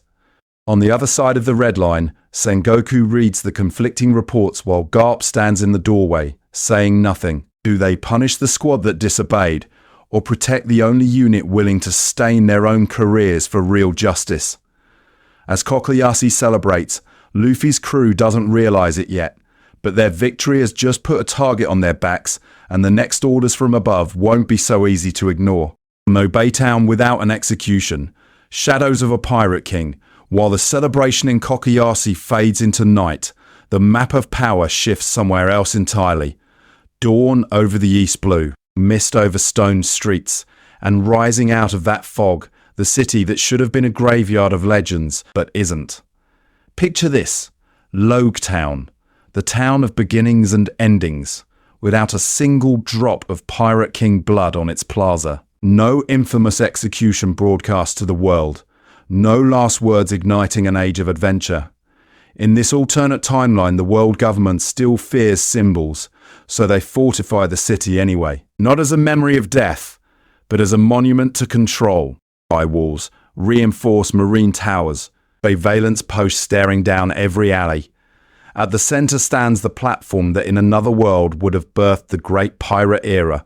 Here, it's draped in banners, used for promotion ceremonies and speeches about justice, not public executions. Not a scaffold of horror, but a stage of performance. You follow Luffy as he walks those streets in uniform, coat fluttering, Justice Kanji bold on his back. He's here on official business, escorting reports from Kokoyasi to a regional command. Yet the closer he gets to the square, the less official it feels. Why does his chest feel tight? Why does every step toward that platform feel like walking into someone else's memory? In this alternate timeline, there are no legends of Gold D. Roger dying here, but the air is still heavy. Luffy can't name it. He just feels an inexplicable pull, like his dreams and the sea itself are whispering from that empty stage. What happens when destiny still circles a place, even when history has been rewritten? Waiting in that city of order is Captain Smoker, the white hunter of the East Blue. In canon, he chased pirates. Here, his prey is far more uncomfortable. A fellow Marine. To Smoker, Luffy is a threat from within, a walking crack in the foundation. A captain who disobeys, who protects villages the orders forgot, who talks about freedom more than fear. What does that do to carefully maintain control? Let us take a look at this what-if scenario, as Smoker shadows him through the streets. Every time he moves to confront Luffy over Kokoyasi, civilians step in, thanking their hero. Every time he files for disciplinary action, a quiet note from Garp delays the paperwork, buries the charge, twists the narrative. Not justice denied, but justice redirected. Their clash becomes a cat and mouse game. Smoker corners Luffy in an alley, cigars burning, jitter ready, accusing him of undermining marine authority. Luffy just smiles, asking a simple question. If saving people is wrong, what are the Marines for? The words stick like smoke. Smoker can't arrest the man cheered in every harbour. Not yet. By sunset, the square is empty. The banners hang still. Luffy steps onto the platform meant for ceremonies, not executions, and looks out over the endless sea. His straw hat still perched firmly on his head, though now it carries a different meaning. Not rebellion against the Marines, but rebellion against hollow justice. AJEN. He doesn't shout. He doesn't smile. Silently, he promises the horizon that he will find the truth about Roger, about the world government, about the lies that turn this place into a stage. And if that truth demands tearing down parts of the very institution he serves, his fists clench. His resolve hardens. Behind him, unseen in the crowd, Smoker watches, realizing this isn't just a reckless captain. This is a storm forming inside the Marines themselves. The next time they meet, will they still be wearing the same uniform or standing on opposite sides of a war no one is ready to name yet? Into the Grand Line, a Marine ship that feels like a pirate crew. Picture this, grey skies over a reverse mountain, wind howling, waves hammering against steel. A single Marine vessel cuts through the chaos, not with rigid formation, but with the wild rolling rhythm of a ship that refuses to be tamed. This is not a flagship of pristine order, but in this alternate timeline, it's the closest thing the Marines have to a pirate crew flying their own colours. The hull is standard issue. The emblem is regulation. But everything else? Not one that sails for cold, distant justice, but one that moves like a living contradiction. A lion figurehead has been welded under the Marine seagull, a reckless modification that will one day scream Frankie's handiwork. Colourful ropes hang where signal flags should be. Someone has painted a tiny straw hat on the side of the captain's cabin, small enough to avoid paperwork, loud enough that every sailor who boards notices. On deck, the routine looks nothing like marine drill. Zoro is there at dawn, blades flashing, cutting through the mist with a rhythm that feels more like a challenge to the world than a training exercise. His uniform jacket hangs open, his rank insignia barely visible beneath sweat and scars. Is he a disciplined officer, or a swordsman merely borrowing a uniform until his strength outgrows the system that gave it to him? Near the galley, Sanji moves like a battlefield surgeon of flavour, kicking open doors, juggling pans, turning ration-grade ingredients into extravagant meals that would get most chefs court-martialed for waste. Yet morale on this ship never dips. Even hardened inspectors have walked in, smelled the food, and quietly decided this particular violation could be ignored, for now. Below the main mast, Usopp has claimed a whole corner as his ballistics development zone. Tools scattered, goggles on, he tinkers with modified rifles, experimental slingshots, and smoke shells that are definitely not in any marine manual. What happens when a marine sniper starts inventing weapons designed to scare enemies into surrender rather than slaughter them outright? You start to see how far this crew is drifting from standard doctrine. Inside the chart room, Nami's candle burns late into the night. Maps of the Grand Line cover every surface, layered with her own coded notes, currents, trade routes, tax flows of the world government, and quiet annotations about islands where protection looks suspiciously like exploitation. She is still the genius navigator, but now her obsession with bravery doubles as an audit of the very structure she serves. Other marine ships whisper when they pass. This vessel has a reputation. The unit that dives into impossible storms, dismantles pirate syndicates, and resolves conflicts that should have escalated into wars. They are admired for their results, envied for their freedom, and feared because no one, not even higher command, can predict what they will do next. So the orders they receive grow vaguer. Proceed to trouble spot, stabilize the situation, use discretion. Let us take a look at this what-if scenario.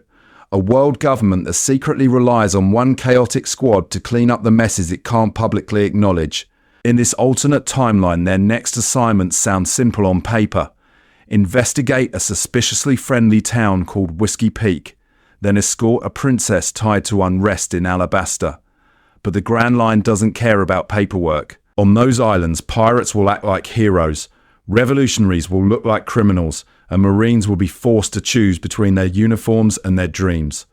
The line between hunter and hunted is about to blur, and this ship, this almost pirate crew in marine white, is sailing straight into the storm. Baroque works exposed, Marines versus a government agent. Picture this. Night over the first islands of the Grand Line, the sky heavy with clouds, the sea lit only by the lamps of a single marine warship cutting through the dark. Not a pirate flag in sight, but a seagull and cross sabres snapping in the wind.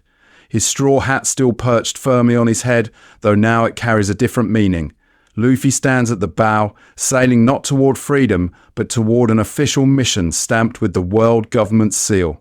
In this alternate timeline, Whiskey Peak doesn't welcome pirates with fake cheers. It welcomes heroes. The townsfolk line the streets, banners of the Marines hanging from rooftops, musicians playing as Luffy's crew steps onto the dock as honoured guests sent to stabilise unrest in Alabasta. On paper, it's a celebration. In reality, it's a trap. Because Baroque Works here is not just a criminal organisation, but a rogue arm threaded quietly through the veins of the government itself. Agents smile, agents pour drinks, agents watch. They know this squad is different. A captain who breaks protocol to save civilians. A swordsman whose strength terrifies even his own superiors. A navigator already asking too many questions about supply routes and tax records. What happens when a group like that stumbles into Crocodile's carefully constructed infiltration of a desert kingdom? Simple. You remove them before they ruin the plan. Let us take a look at this what-if scenario. From the inside, while the music plays, bounty hunters move in the shadows. Miss Monday and the others don't see naive pirates. They see dangerous Marines who might expose the link between Baroque works and certain cipher pole officers. The night turns violent quickly. Not X-shaped party scars, but X-shaped ambush formations. Zoro cuts through agents who shout Marine codes they should not know. Nami hears them reference classified routes only internal channels carry. For the first time, she realizes the enemy might share a table with their own admirals. By the time the crew reaches Alabasta, the mission briefing has shifted. Officially, they are there to support a trusted warlord and suppress rebellious elements threatening national stability. Unofficially, Nami and Sanji are already trading glances, wondering why every report blames the people and praises Crocodile. Why are food shipments delayed only to rebel-held towns? Why do orders emphasize order over truth, image over justice? And then there's Robin. She appears at Crocodile's side like in canon, the cool, unreadable partner in crime. But here, she is also something else. An archaeologist who has seen what happens when the world government notices you know too much. Watches Luffy fight for civilians he's never met, disobeying minor orders to protect random bystanders, and she tests him. A misleading clue here, a half-truth there. Will this Marine choose the mission or the people? Answer comes underground, in the rain-soaked ruins beneath Alubana. Luffy, coat torn, justice cloak discarded, stands over a defeated crocodile and shouts the truth to a kingdom and to the transponder snails still broadcasting. Baroque works is exposed. The warlord's ties to government agents are laid bare. For a moment, it feels like real justice has won. Then the reports are rewritten. Headquarters calls Crocodile a lone aberration. Mentions of internal collaborators vanish. Luffy's heroism is praised publicly, while quiet warnings appear in his file. In this alternate timeline, the world government chooses not to clean the rot, but to bury the smell. And as the ship leaves Alabasta, you can feel it. The crew is still wearing marine white, but their journey has just crossed a line that uniforms can't erase. Robin's second chance. From classified asset to trusted officer, the ship leaves Alabasta under a blazing sunset, the deck quiet, the air heavy. Not with celebration, but with something unspoken. Picture this. In the shadow of their first open clash with hidden orders, a woman who should not be there steps neatly over the rail and onto Luffy's marine vessel. It's Nico Robin, not the wanted outlaw of canon, but a classified asset of the world government. In this alternate timeline, she is supposed to be a tool, not a guest. Calmly, almost politely, she introduces herself as a liaison from intelligence, assigned to assist Captain Luffy after the Baroque Works incident. On paper, it's a promotion for him. In reality, it's her defection. She is not boarding to observe him. She is boarding to hide from the very CP agents who once handled her like a weapon. Inside Marine channels, the reaction is instant and divided. To some vice admirals, she is a walking catastrophe. The devil child of O'Hara, the only survivor of a forbidden excavation, now sitting in the mess hall of a rookie squad. Unthinkable.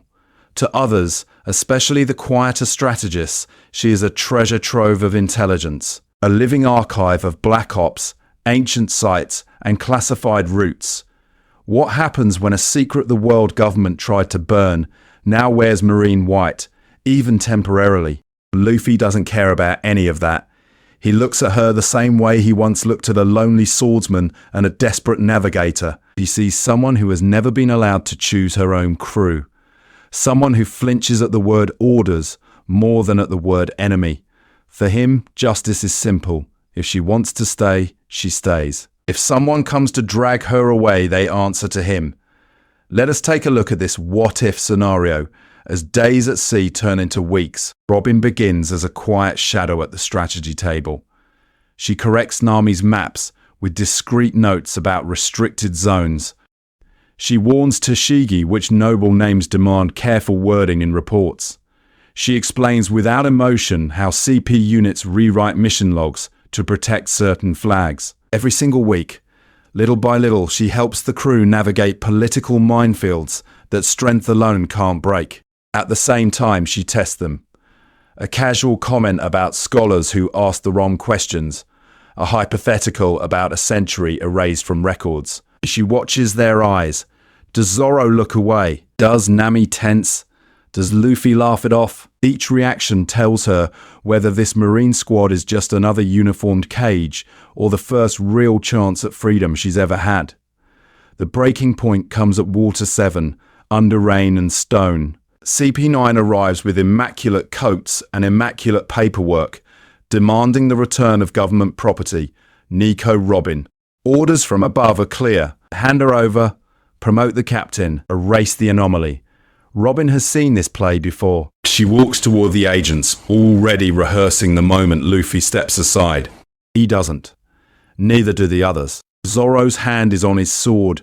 Nami's already burning the transmission order. Sanji lights a cigarette like it's a declaration of war. Luffy says in that unshakable tone that his crew is not a catalogue the world government can reorder. In that instant, her loyalty stops being cautious and becomes absolute. Later, when the storm passes, Robin appears on deck, wearing a modified marine coat. The Justice kanji is gone, replaced by a simple emblem of their squad. Not one that sails for freedom, but one that now questions the authority of the Marines from within. She is choosing a family inside the same organization that burned O'Hara, yet this time on her terms. But if Robin, the devil child, can find belonging under a Marine flag, what happens when the system finally notices that its own weapons are starting to turn? The answer begins with the next order they refuse, the Sky Pier and the empty throne of the sky. Justice beyond jurisdiction. The answer begins in the clouds. Picture this, dead quiet above the White Sea. No marine flags, no patrol routes, just an endless stretch of sky that the world government barely acknowledges. No log in Marine HQ lists Sky Pier as a jurisdiction. No buster call can reach that high. In this alternate timeline, when Luffy's squad is ordered to investigate rumours of illegal sky weapons and forbidden texts, they are, for the first time, sailing into a place where their badges mean nothing.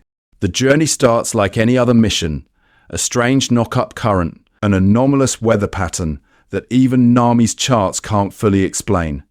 A whisper in a cipher pole report about ancient inscriptions in the sky that makes Robin go still for a heartbeat longer than usual. Not one that sails for freedom, but one that now chases contraband in the name of justice. Yet the higher they climb, the thinner the air of marine authority becomes. When they breach the White Sea and stare up at the island of clouds, there is no marine base waiting, no commanding officer to report to, no Den Mushi signal strong enough to carry orders back down. What happens when a squad that has always been monitored suddenly realizes no one is watching? Luffy's hat is still on his head, Zoro's swords are still at his hip, Nami still tracks the currents, but here, those symbols answer to no admiral. They don't deploy. They arrive. They stumble into Sky Pier chasing a weapons smuggling lead, only to find a God King with lightning in his hands and fear in every villager's eyes. Enel doesn't care about world government law. He only cares that they bow. There are no official charges to file, no arrest orders to quote. There is only a tyrant and people too scared to resist. So the crew moves on instinct. Zoro crosses blades with priests not as a marine swordsman, but as a warrior testing his strength against oppression. Sanji kicks through Enel's enforcers because no one starves under his watch.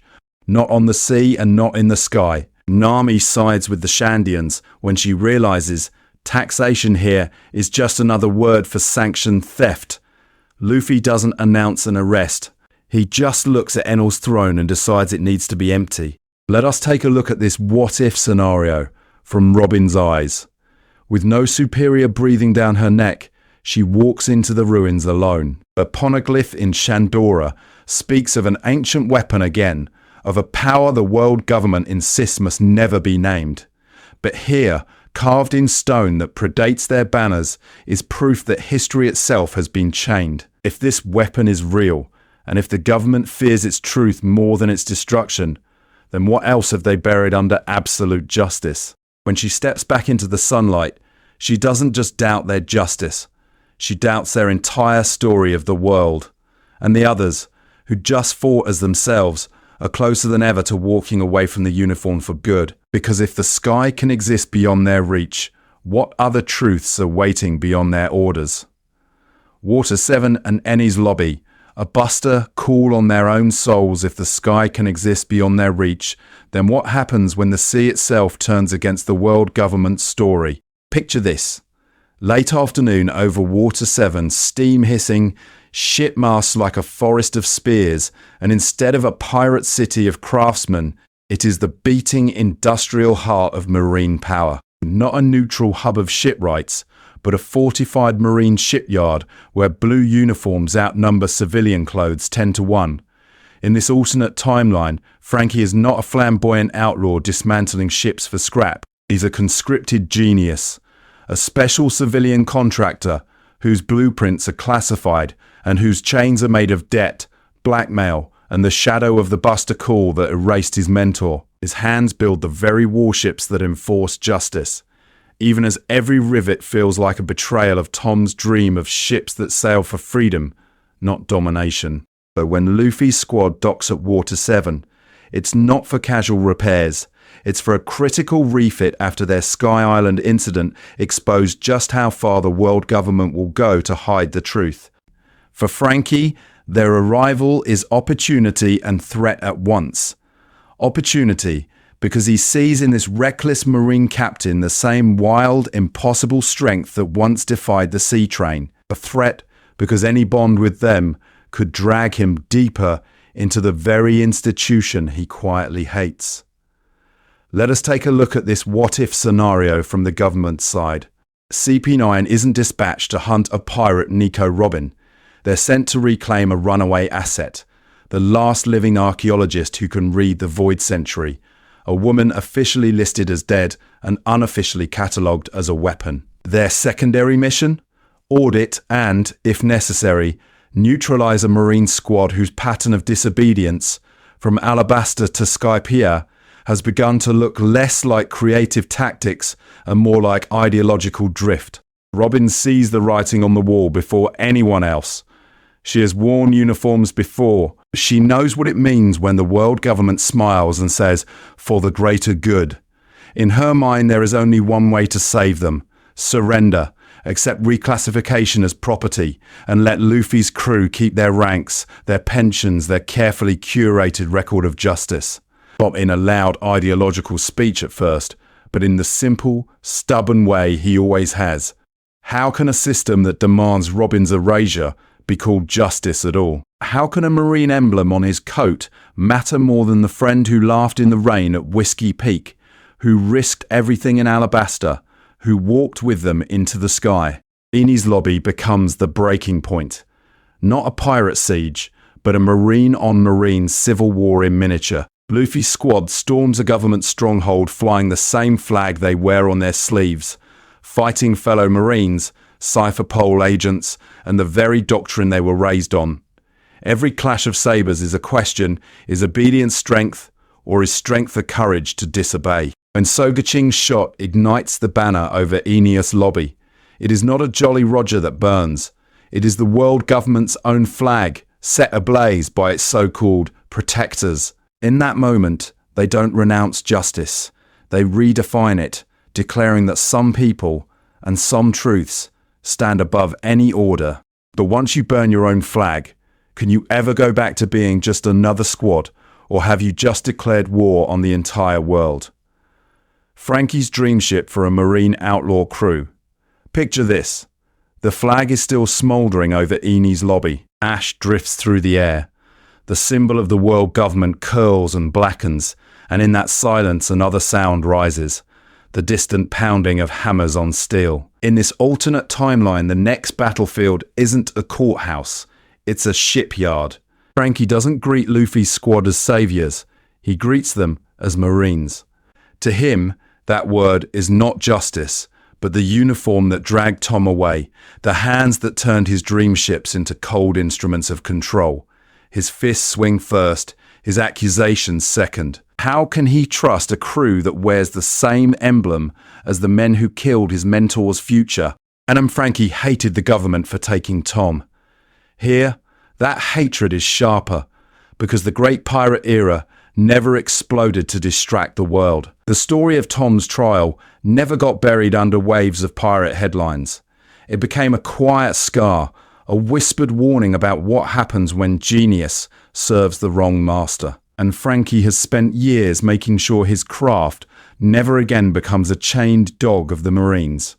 What happens when that rage slams into Luffy's stubborn sense of freedom? Luffy doesn't argue regulations. He doesn't quote Marine codes. He does the one thing that makes no sense inside a rigid hierarchy. He offers to fight the contracts themselves. If the world government claims Frankie's hands, Luffy will break those chains, even if it means another report on Sengoku's desk marked insubordination. It is to the person in front of him. Let us take a look at this what-if scenario from another angle. When a vice admiral arrives with orders to conscript Frankie's shipwright skills for classified weapons development, Luffy steps between them. Zoro's hand rests on his sword. Nami is already calculating the fallout. Sanji lights a cigarette, ready to pick his side, and it is not the side of blind obedience. In that moment, this squad stops looking like model Marines and starts looking like something far more dangerous, a family drawing a line. Out of that defiance, a ship is born. They secure an ordinary Marine hull, standard issue, grey, anonymous, and then Frankie tears it apart. He grafts a lion-like figurehead where an eagle once perched. He carves away the rigid lines, adding curves, hidden channels, and secret compartments. Cola engines roar beneath a deck still stamped with regulation markings. But now those markings are crossed by sun-shaped motifs and personal touches from every member of the crew. It's not the Thousand Sunny, but its soul is the same. Not a pirate ship, but not a proper marine vessel either. A hybrid, a contradiction, a floating challenge to the world government's claim that justice must always wear one uniform. The first time they step aboard, something shifts. Nami runs her hand along the rail and realizes she's tracing their own path, not a charted route handed down from headquarters. Zoro stands at the bow and feels for once that his strength belongs to his own journey, not to some distant council. Sanji tests the galley and laughs under his breath. This kitchen isn't for admirals' banquets, it's for feeding his people. Even the Den Mushi lines feel different. Rewired by Frankie so they can cut contact if they ever need to disappear. Pattern interrupt. A marine ship that can vanish from marine eyes. What kind of justice sails on that? Luffy walks the deck with his straw hat tilted back, looking up at a mast that could fly a seagull, or something else entirely. His crew doesn't say it out loud, but they all feel the same quiet realization. If the world government turns fully against them, this ship could still carry them forward. It could outrun buster calls, it could slip between borders, it could survive. With this vessel, they are no longer just a unit assigned to missions. They are a moving question mark aimed at the heart of the system. And somewhere out on the sea, the old legends of Goldie A, Roger, and the era that never came begin to stir, not as a call to piracy, but as a reminder that some ships are built to sail beyond anyone's permission. Negative thriller bark. And the ethics of souls Brooks' recruitment picture, this. A fog so thick it eats the moonlight. A sea so quiet it feels offended by sound. And cutting through that silence, the newly christened marine vessel of Luffy's unit, that moving question mark, glides toward a region the charts label only with whispers, Florian Triangle. Not a call to adventure, but a call to duty. Not a rumour of treasure, but of ghost ships vanishing without a trace. In this alternate timeline, the world government doesn't send a fleet. It sends its strangest answer to unsolvable problems. Luffy's crew, the ones already known for bending orders in the name of a different kind of justice. The report is simple. Ships enter this stretch of sea and never return. The reality is anything but simple. As their vessel is swallowed by mist, massive shadows rise, and Thriller Bark emerges, not as a pirate playground, but as a drifting outlaw laboratory. Here, Gecko Moria is not a comfortable warlord under government sanction, but a rogue scientist pirate, stripped of titles, experimenting with shadows and corpses in defiance of both marine and government regulations. Or at least, that is what the paperwork claims. Let us take a look at this what-if scenario from the inside. Luffy's squad boards, expecting a monster hunt. Instead, they find operating tables. Restraints, etched with runes of stolen Kage Nami research. Rows of modified corpses stitched and wired, their shadows screaming against invisible chains. What happens when the horror in front of you looks uncomfortably like the files you were never supposed to read? For Chopper, the answer is immediate nausea. He recognizes the instruments, the dosages, the force compatibility trials.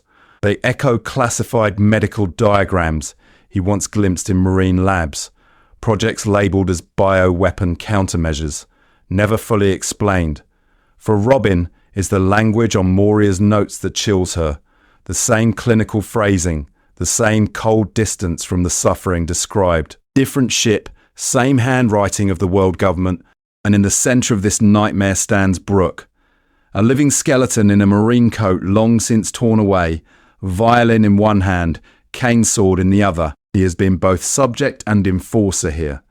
Tested, dissected, reassembled as data on post-mortem devil fruit stability, then ordered to hunt down escapees with a smile he no longer feels. He jokes because if he stops, what's left? But every corpse he watches Moria desecrate, every shadow ripped from a screaming sailor, deepens the fracture in his soul. In this alternate timeline, Brook did not meet a joyful pirate crew chasing dreams.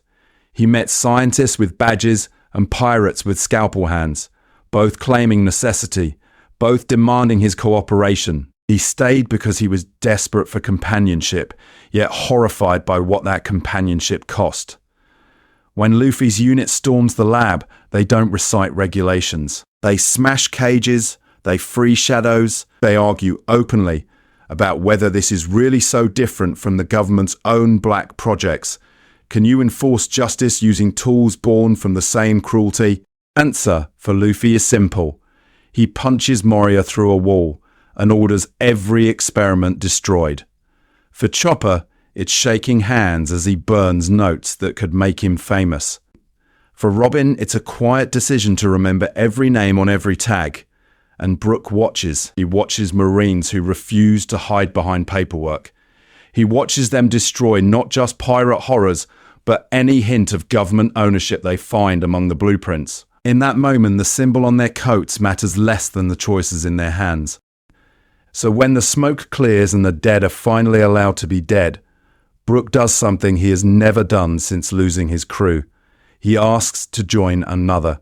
Not because they are Marines, but because they are the only ones he has seen willing to cut down both sides of the nightmare in the name of genuine compassion and real freedom. As Thriller Bark drifts into ruin behind them, their ship sails on with a musician whose laughter now has a purpose, and a new question hanging over the journey. If the world government's monsters and the pirates' monsters look this similar, where will they draw the line next? Isabel. Sabaody without supernovas. Colliding with the celestial dragons from the rotting fog of Thriller Bark, you move with the crew into blinding light. Midday. Sabaody Archipelago. Bubbles drifting like lazy stars over mangrove roots that hide chains, auctions and the quiet machinery of the world government's ugliest justice. Not a pirate haven this time, but a checkpoint of order. Not a lawless staging ground, but the beating heart of marine logistics in the new world. In this alternate timeline, there is no era of supernovas flooding these groves with rookie flags. Fewer pirate crews reach Sabaody at all. The Yonko system never truly crystallized, and the Age of Adventure never exploded the way it did in canon. But that doesn't mean the anger disappeared. It condensed, it hardened. The scattered rage of 1,000 pirate dreamers has become the focused hatred of slaves, trafficked families, and broken survivors who know exactly whose boots are on their necks, the celestial dragons. Picture this. Instead of 11 rookie captains converging here, You have isolated, desperate cases.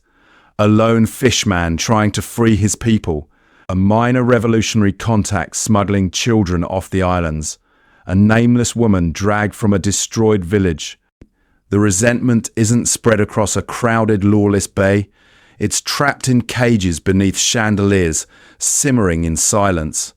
And into that silence marches a Marine squad whose strength has already shaken Thriller Bark. Luffy arrives at Sabaody not as a wanted pirate, but as a decorated Marine captain on official business. His ship cuts through the bubbles under full authority. His straw hat still perched firmly on his head is escorting a high-value prisoner from Thriller Bark, a warlord asset the world government once questioned, and cruel irony, he's also been assigned to temporarily assist in the security detail for a visiting world noble. What happens when the man who fights for freedom is ordered to guard the symbol of chains? Under the surface, his crew is already tense. Zoro's hand never strays far from his swords. Nami's charts include routes of known human trafficking ships she's not supposed to know about. Sanji glares at the "No commoners allowed" signs outside the bubble-coated restaurants. Let us take a look at this what-if scenario. The moment that breaks the illusion that they can simply endure and reform the system from within. It happens in the auction house. Not a pirate captain crashing in, but a Marine captain sitting in the reserve balcony, forced to watch. A collar detonates around a slave who tried to run. A child screams. A chained mermaid is dragged onto the stage, and one celestial dragon lazily raises a pistol toward a protesting civilian who dared to speak. In canon, this is where Luffy's fist flies as a pirate. Here, every regulation, every order, every lesson from Garp collides with that same instinct. He moves before he decides. One step, one leap, one punch. The dragon's bubble helmet shatters under a Marine's fist, not a pirate's. Blood hits the auction floor. The room freezes, because this isn't a criminal rebelling against justice. It is justice itself, in uniform, openly rejecting its masters. The fallout is instant. Den Den Mushi screech.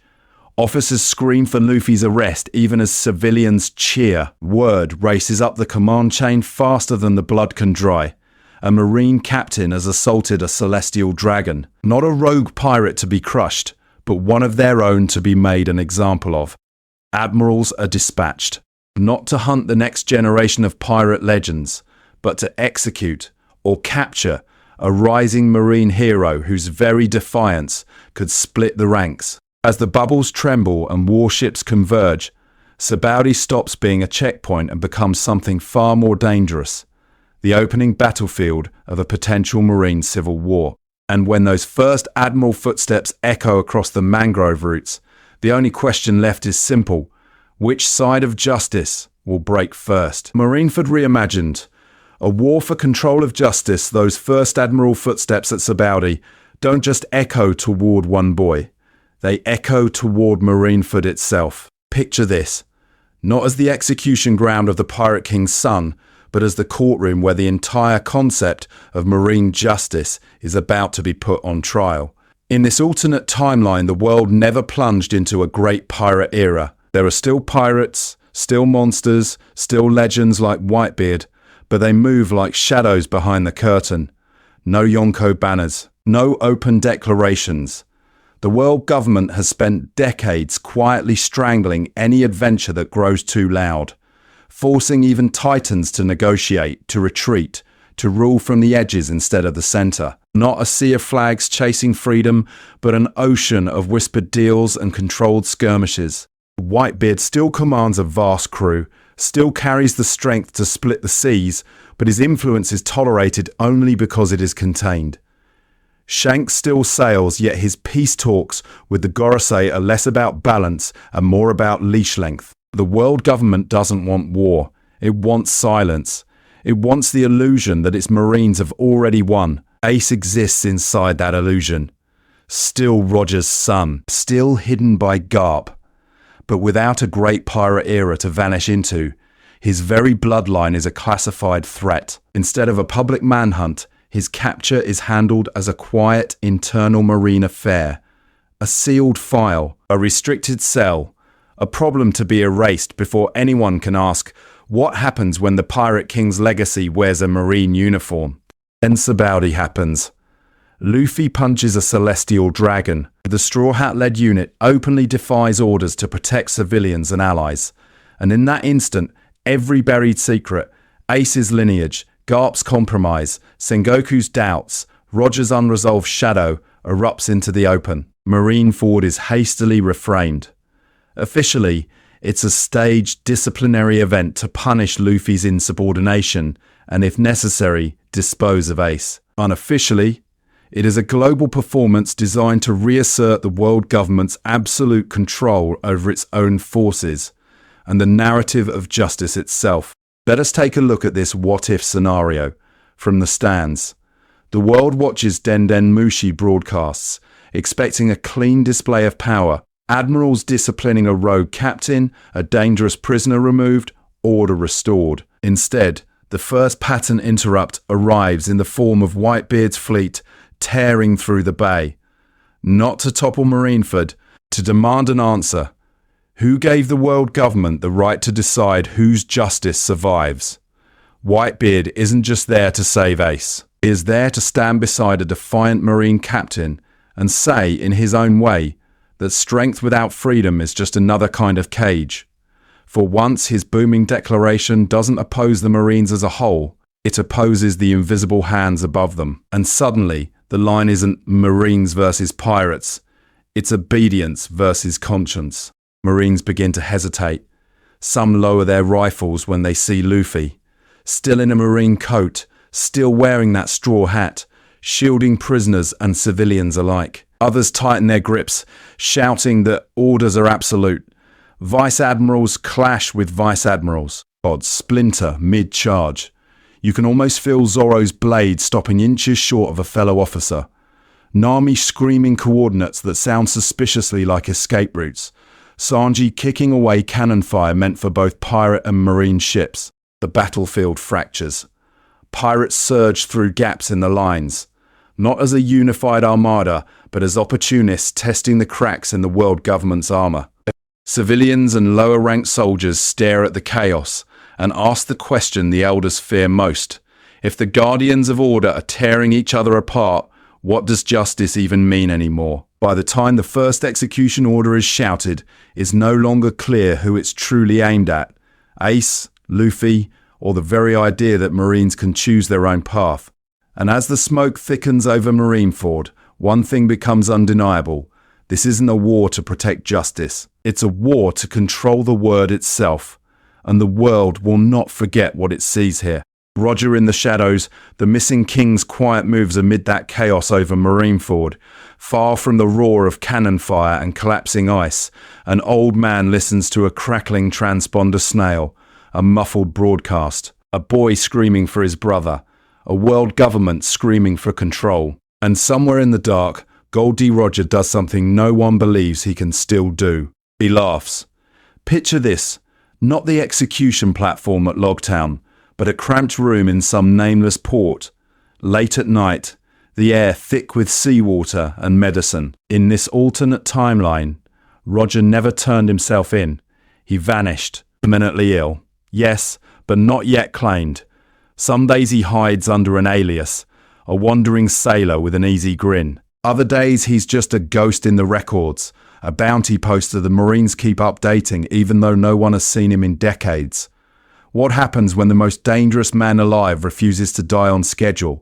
The answer is simple and terrifying. The world government never got their grand spectacle, so they never got their controlled legend. No famous last words to ignite a great pirate era, but also no closure. Instead of managing waves of new pirates chasing a dream, they've spent years hunting a rumor. Fleet after fleet combs the Grand Line for a ship that no longer sails. Cypherpole agents interrogate anyone who ever whispered the name Roger. Resources that should have stabilized the seas are funneled into chasing a shadow, tightening control, strangling freedom before it can even call itself an era. Let us take a look at this what-if scenario from a quieter angle. Imagine a tiny marine outpost on the edge of East Blue. long before the war at Marineford. Garp steps inside a dim back room, jaw clenched, fists in his pockets. On the other side of the table sits a man with a tattered coat and a familiar, infuriating smile. No shackles, no guards, just two old monsters and the weight of the sea between them. They don't start with justice. They start with a name. Luffy. Roger's eyes light up as Garp growls about a reckless kid in a marine coat who keeps breaking orders to save civilians, picking fights with corrupt officers, talking about freedom like it's something you can punch into existence. Does that sound familiar? Roger hears about the straw hat, about the ridiculous strength, about a crew forming around a boy who won't bow, even inside the Marines. And he realizes the thing he tried to bury by staying alive has surfaced anyway. So he moves, but not like a king. Quietly. In this alternate timeline, Roger's ship never thunders into port, but his influence washes up all the same. A corrupt governor suddenly exposed. A slave convoy that mysteriously never arrives. An island scheduled for a buster call that just happens to be evacuated days earlier because a forged order rerouted the fleet. Again and again, the government's worst excesses misfire by inches. Is it luck or a dying man nudging history from the shadows? He never declares war. He sabotages it. He protects certain bloodlines, certain logs, certain stones of forbidden history, making sure they don't fall into the wrong hands too early or disappear forever. Sometimes that means steering them toward a stubborn marine captain with a bruised face and a bleeding heart, because in this world, Roger's final act may not be a public execution at all. It might be a private choice, made in a cramped room with bad lighting and worse coffee. Not to entrust his will to pirates, but to a marine who refuses to be owned, a man like Garp or a boy like Luffy. And as Marineford burns on the transponder snail, you have to wonder, when the missing king finally lets go, whose justice will inherit his dream? Negative. Shanks without an error, a pirate in a world that forgot to dream. When the missing king finally lets go, the world doesn't erupt into a great pirate era. It tightens, it calcifies, and somewhere on a quiet sea, a red-haired pirate watches the horizon and realizes the age he was waiting for never actually started. Picture this. Late evening in the West Blue, the sky bruised purple, a modest ship rocking in controlled waters. Not a Yonko flagship, but a lean, weathered vessel that slips between patrol routes and tax routes, always just outside the world government spotlight.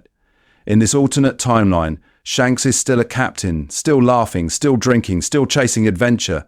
But he is not an emperor. He is a rumour with red hair. Shanks's journey without Roger's execution is not one of ascension, but of erosion. No last words to ignite the seas. No tidal wave of rookie crews chasing a distant treasure. He remembers standing beside Roger on that final private day, hearing the dream but never seeing it shared. What happens when you inherit a will that the world never hears about? You become a ghost carrying a bonfire no one is allowed to see. He feels it every time he docks at a port that's too quiet. Fewer pirate flags, more marine bases, slogans painted over old tavern signs. The seas aren't safer, they're smaller, stagnant. Shanks laughs with his crew, but there's a tightness behind it, a guilt that he survived the Pirate King yet failed to pass on the spark. He was supposed to help usher in an age of freedom. Instead, he's a relic dodging inspections. Let us take a look at this what-if scenario from another angle. One day, in a smoky bar, a transponder snail crackles. A marine report. A young captain in the East Blue disobeys orders, punches a celestial dragon, and then, somehow, isn't immediately erased. The name hits Shanks like a cannon shot. Monkey D. Luffy. The boy with the straw hat. The boy he once told stories about the sea, never knowing those stories would feed into marine recruitment posters instead of pirate wanted posters. Shanks listens as the report continues.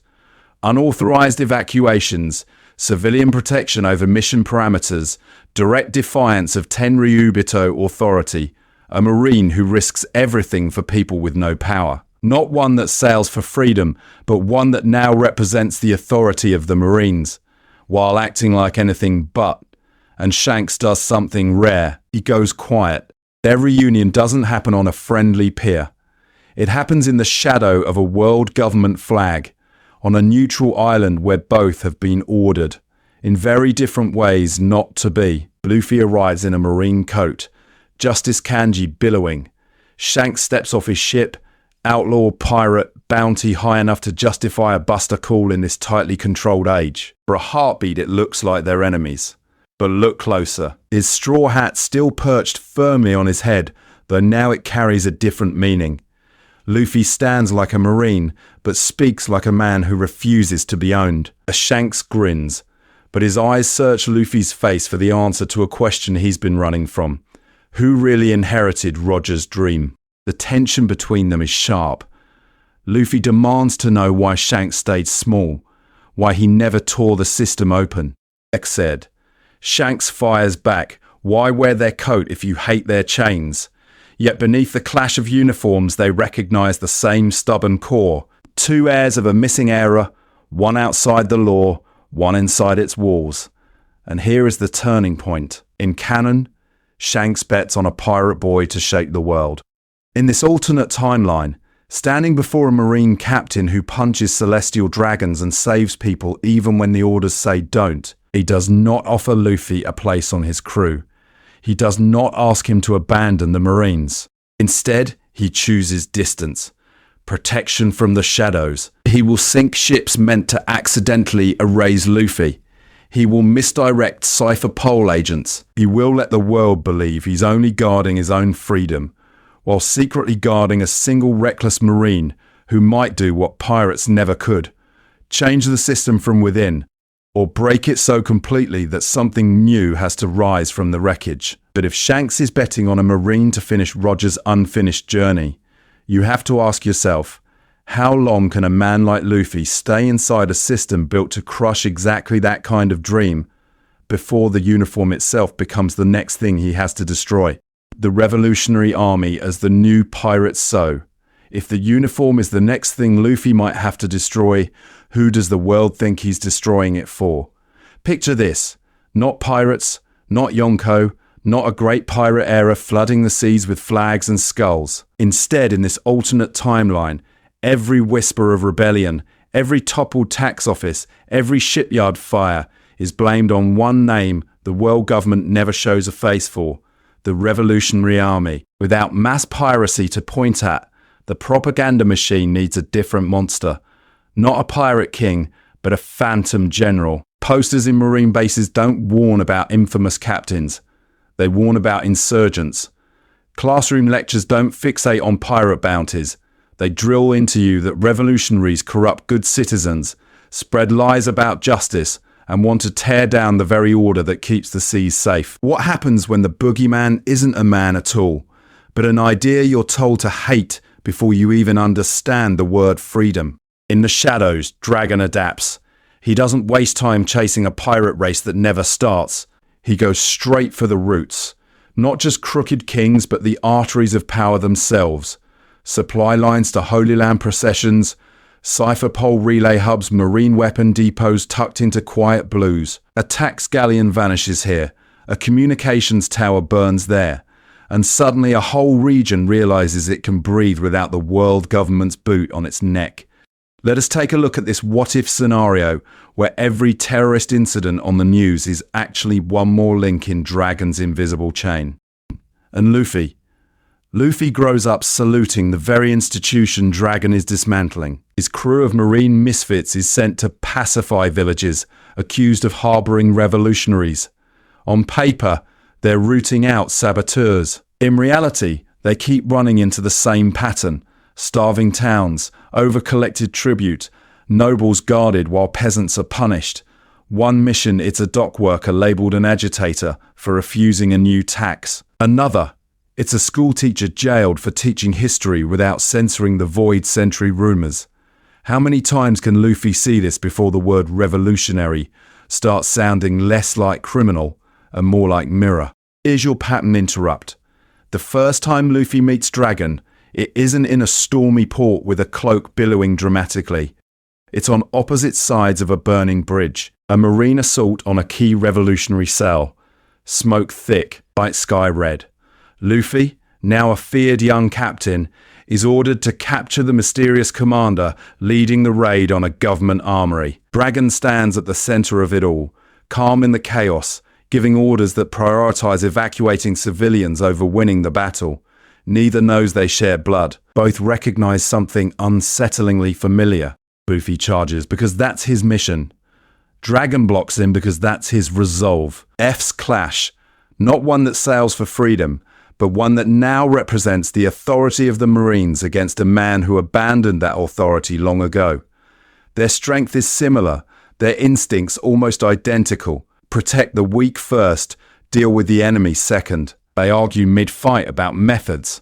Luffy condemning the danger to bystanders, Dragon condemning the system that made the armory more important than the town. There's a flicker of respect. A pause when Dragon shields a child Luffy was also moving to save. A hesitation when Luffy refuses to fire on retreating revolutionaries, even under direct orders. In this alternate timeline, their first bond is not father and son, but two forces of nature colliding over the meaning of justice. The truth doesn't come out until later. Maybe Garp slips. Maybe a cipher pole file falls into Nami's hands. But when Luffy finally hears the words, Monkey D. Dragon, your father, the revelation hits completely differently. He isn't a pirate carrying a revolutionary's legacy. He's a Marine captain standing at the crossroads between his father's revolution and his grandfather's institution. But what does a man like Luffy do when both sides of his bloodline are demanding loyalty? Does he cling to the Marines and try to drag them toward his own version of justice? Or does he follow Dragon into the dark and try to build a new world from the ashes? Or, and this is where his true journey begins, does he reject both banners, forcing the seas to make room for a third path that belongs to him and his crew alone? A world without Yonko, power vacuums and silent tyrants. Picture this, a calm grand line with no Yonko banners splitting the horizon, no four emperors casting their shadows over every island. On the surface, it looks like the world government finally won. No great pirate era, no open race for One Piece, no public monsters ruling entire seas. But in this alternate timeline, the absence of giants doesn't mean peace. It just means the monsters learn to hide. Without Roger's execution, igniting a generation, power never consolidates into 4 colossal thrones. Not one emperor in each sea, but 100 smaller crowns scattered across blues and belts. Mid-level tyrants, government-backed warlords, and corrupt governors carve out their own little kingdoms, each one technically under Marine jurisdiction, each one quietly bending justice to their own greed. On paper, the world looks stable. In practice, it's a patchwork of silent dictatorships. Let us take a look at this what-if scenario from ground level. Instead of hearing about Whitebeard's quake splitting the sky, you hear whispered stories of an island where taxes double every year and anyone who complains disappears. Instead of Kaido dropping from the clouds, you get a rear admiral who runs a forced labour dockyard for the sake of order. There are fewer world-shaking battles, but far more villages that never make it into official reports. Is more terrifying, a single cataclysm everyone sees, or 1,000 quiet atrocities the world government politely ignores? This is the ocean Luffy's Marine squad sails through. His crew isn't chasing emperors, they're stumbling into micro-tyrannies. A famine-stricken town where a licensed pirate ally of the government hoards grain in exchange for tribute. A kingdom whose king pays the celestial dragons on time, so the Marines are ordered to overlook his torture chambers. Every mission starts as routine enforcement, and then Luffy sees a crying child, or Nami finds falsified ledgers, or Zoro senses fear that doesn't match the report. What happens when your orders say maintain stability, but your heart screams this is not justice? In this alternate timeline, even legends like Big Mom and Kaido don't stride across the world as emperors. They exist as rumors at the edges of maps. Big Mom becomes an unofficial containment asset, a failed government experiment in creating the ultimate biological deterrent, locked to one region that the higher-ups pretend is under control. Kaido is the name whispered in New World ports, a living weapon tested and discarded, now reigning over a lawless stretch of sea the world government labels unnavigable to avoid admitting defeat. Officially, they're myths. Unofficially, they're the nightmares Luffy's squad is never supposed to meet. Though Luffy's journey doesn't become a clean campaign to topple 4 emperors, it mutates into something messier, more dangerous. He's not fighting a visible enemy. He's tearing at the web of quiet deals, secret experiments, and sanctioned cruelty that keeps the illusion of order intact. And every time his crew exposes one hidden injustice, you have to wonder, how long before the entire system decides that Luffy, not the tyrants he defeats, is the real threat that must be erased? Void Century buried deeper, Robin's quiet war with history. Picture this. Midnight over a forgotten island, rain hissing against black stone, a single torch flickering in a cavern where letters older than the world government itself glow faintly in the dark. Not a pirate crew chasing legends, but a marine squad moving in silence. At their center, Nico Robin, cloak over her uniform, fingertips tracing the grooves of a poneglyph she was never meant to see. In this alternate timeline, the great pirate era never explodes across the seas. No public execution of Roger. No final words turning the world into a treasure hunt. Without that chaos, the world government has had decades of relative calm to tighten its grip on history. Fewer pirate crews roaming wildly, AG. Fewer chance discoveries. Fewer loudmouth captains shouting about ancient weapons and true history before they're silenced. The Void Century isn't just forgotten here, it's smothered. But what happens when the one person who can read that buried past is now protected by the most unpredictable marine captain in the blues? Under Luffy's banner, Robin's role quietly mutates. Officially, she's an intelligence officer. Unofficially, every mission becomes an excuse. A rebellious province just happens to be built over an ancient city. A smuggling ring just happens to use catacombs lined with old scripts. A routine inspection at a government archive just happens to give her 10 stolen minutes with banned texts. Let us take a look at this what-if scenario from her eyes. Each fragment she deciphers is another crack in the facade of justice she's been told to uphold. She sees references to kingdoms erased from maps, treaties broken, then rewritten as noble victories, weapons created, then blamed on the very people they were used to subjugate. How long can you wear a uniform, she wonders, when every promotion is built on the ashes of a lie? The tension isn't loud. It's not Zoro's open defiance or Sanji's sharp words. It's Robin quietly hesitating before saluting. It's the way she lingers on reports of incidents that match ancient massacres. It's the way she looks at the world government flag and doesn't see order anymore, only centuries of curated narrative. She's supposed to be grateful for protection. Instead, every new truth makes it harder to justify standing on their side. Luffy, at first, doesn't care. History is history. He wants freedom now, not a textbook later. But then he starts to notice the pattern Robin is tracing. Islands forced into tribute because of old agreements no villager remembers signing. Families branded criminals because their ancestors backed the wrong kingdom 100 years ago. Children starving today because of a decision made in the Void Century and hidden ever since. When those buried lies start hurting people right in front of him, Luffy's indifference collapses. His justice has always been simple. If someone is suffering, you break the chain. Now he realizes the chain isn't just corrupt officers or cruel nobles. It's the story the world has been ordered to believe. Not Marines versus pirates, not government versus revolutionaries. The real battle line forming around this crew is sharper. Truth versus the narrative that keeps the seas in chains. And as Robin deciphers one last chilling phrase on a half-buried stone, you have to ask yourself, when that truth finally surfaces, will Luffy tear down the world to protect it, or will the world move first and erase them before they can speak? Fishman Island and the price of government protection, truth versus narrative, and few places embody that clash more painfully than the ocean's underbelly. Picture this: dim light filtering through a shattered bubble, the massive gates of Fishman Island, framed not by pirate flags, but by pristine marine warships anchored like watchful eyes. Not a lawless refuge beneath the sea, but a regulated checkpoint of the world government. In this alternate timeline, the island didn't just sign a vague promise of protection, it signed a contract. B is the ink on that contract.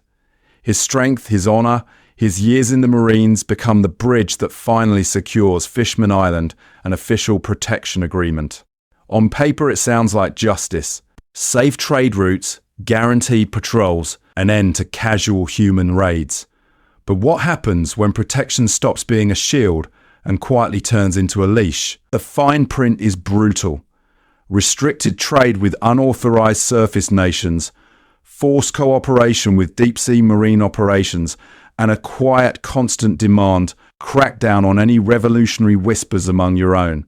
Odie's brand of hatred watched. Underground meetings about true equality logged. Young fishmen talking about joining the Revolutionary Army vanished into re-education. Jimby, the proud son of the sea, finds himself signing off on reports that treat his people as a potential insurgency rather than a nation with dreams of freedom. Is this what working within the system was supposed to look like? When Luffy arrives, he doesn't come as a wandering captain chasing adventure every single week. He comes in full uniform, part of a marine delegation sent to review compliance with the agreement. His straw hat still perched firmly on his head, though now it carries a different meaning. Not a symbol of pirate rebellion, but of a marine whose sense of justice keeps colliding with the orders in his hand. At first it looks orderly, human inspectors in crisp coats, fishermen guards in marine armbands, trade ledgers balanced to the berry. Then the cracks appear. Entire districts cut off from surface trade because they are labelled politically unstable. Children drilled to salute the world government flag before they learn the names of their own heroes. Patrols that feel less like allies and more like an occupying force measuring loyalty.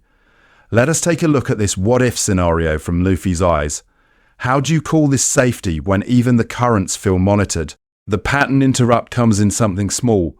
A little shark fisherman boy, clutching a crumpled flyer of Fisher Tiger, whispers to Luffy, "Are you here to arrest our dreams too, Marine-san?" It hits harder than any Sea King, because Luffy sees it now. The way Jinbei's shoulders never quite relax. The way every negotiation ends with another condition, another form, another subtle insult. Jinbei has spent years believing that if he just proved Fishman loyalty, the prejudice would fade. He fought pirates, escorted convoys, even helped suppress radical cells when they crossed lines. Not because he loved the world government, but because he thought this was the price to buy his people a future. Yet every year, the bubble of autonomy shrinks. Every year, the paperwork grows thicker, while the respect stays thin. How many compromises does it take before you realize the system isn't malfunctioning, it's working exactly as designed? So when a new directive arrives, tighten surveillance, preemptively detain suspected revolutionaries, Luffy is expected to enforce it. On this island, against these faces, against Jinbei's own people, adding, can he really call that justice? Can he really call himself free if his orders chain an entire nation? Luffy refuses. He does it simply, almost casually, but the impact is seismic. He stands beside Jinbei in a tense council chamber, looks the senior officer in the eye, and says the island has the right to decide its own path. If Fishman Island wants to protest, to negotiate, even to break from the agreement, that is their choice, not a crime to be preemptively crushed. In that moment, he is not speaking as a perfect Marine, but as the boy who always punched through anyone trying to cage another's dreams. Jinbei hears it, and something in him finally snaps into clarity, not rage, resolve. He realizes his loyalty has been misplaced, not to the emblem on his chest, but to the people whose backs have carried that emblem for nothing in return. When Luffy openly sides with Fishman's self-determination, even as the room chills and the other officers bristle, Jinbei understands there is no going back to quiet compromise.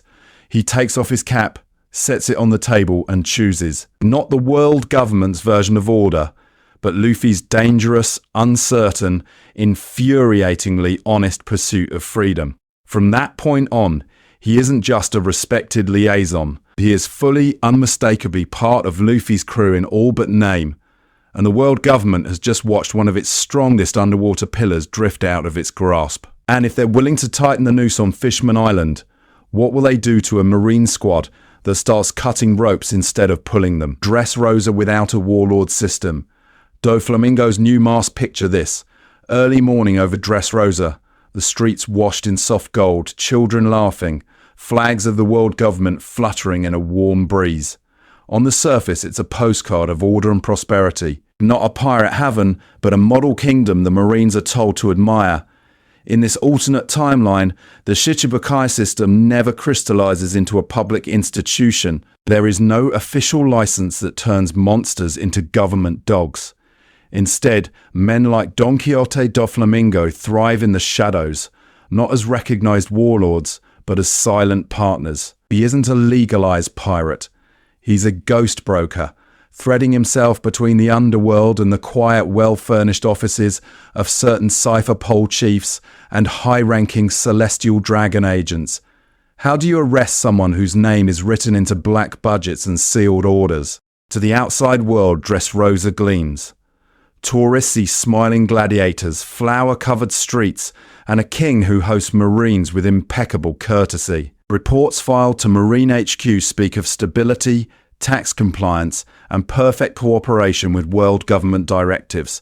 Not one that defies justice, but one that supposedly embodies it. Yet beneath the cobblestones, the toys still shuffle.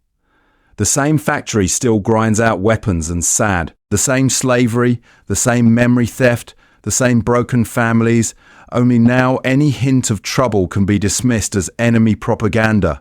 Let us take a look at this what-if scenario from Luffy's perspective.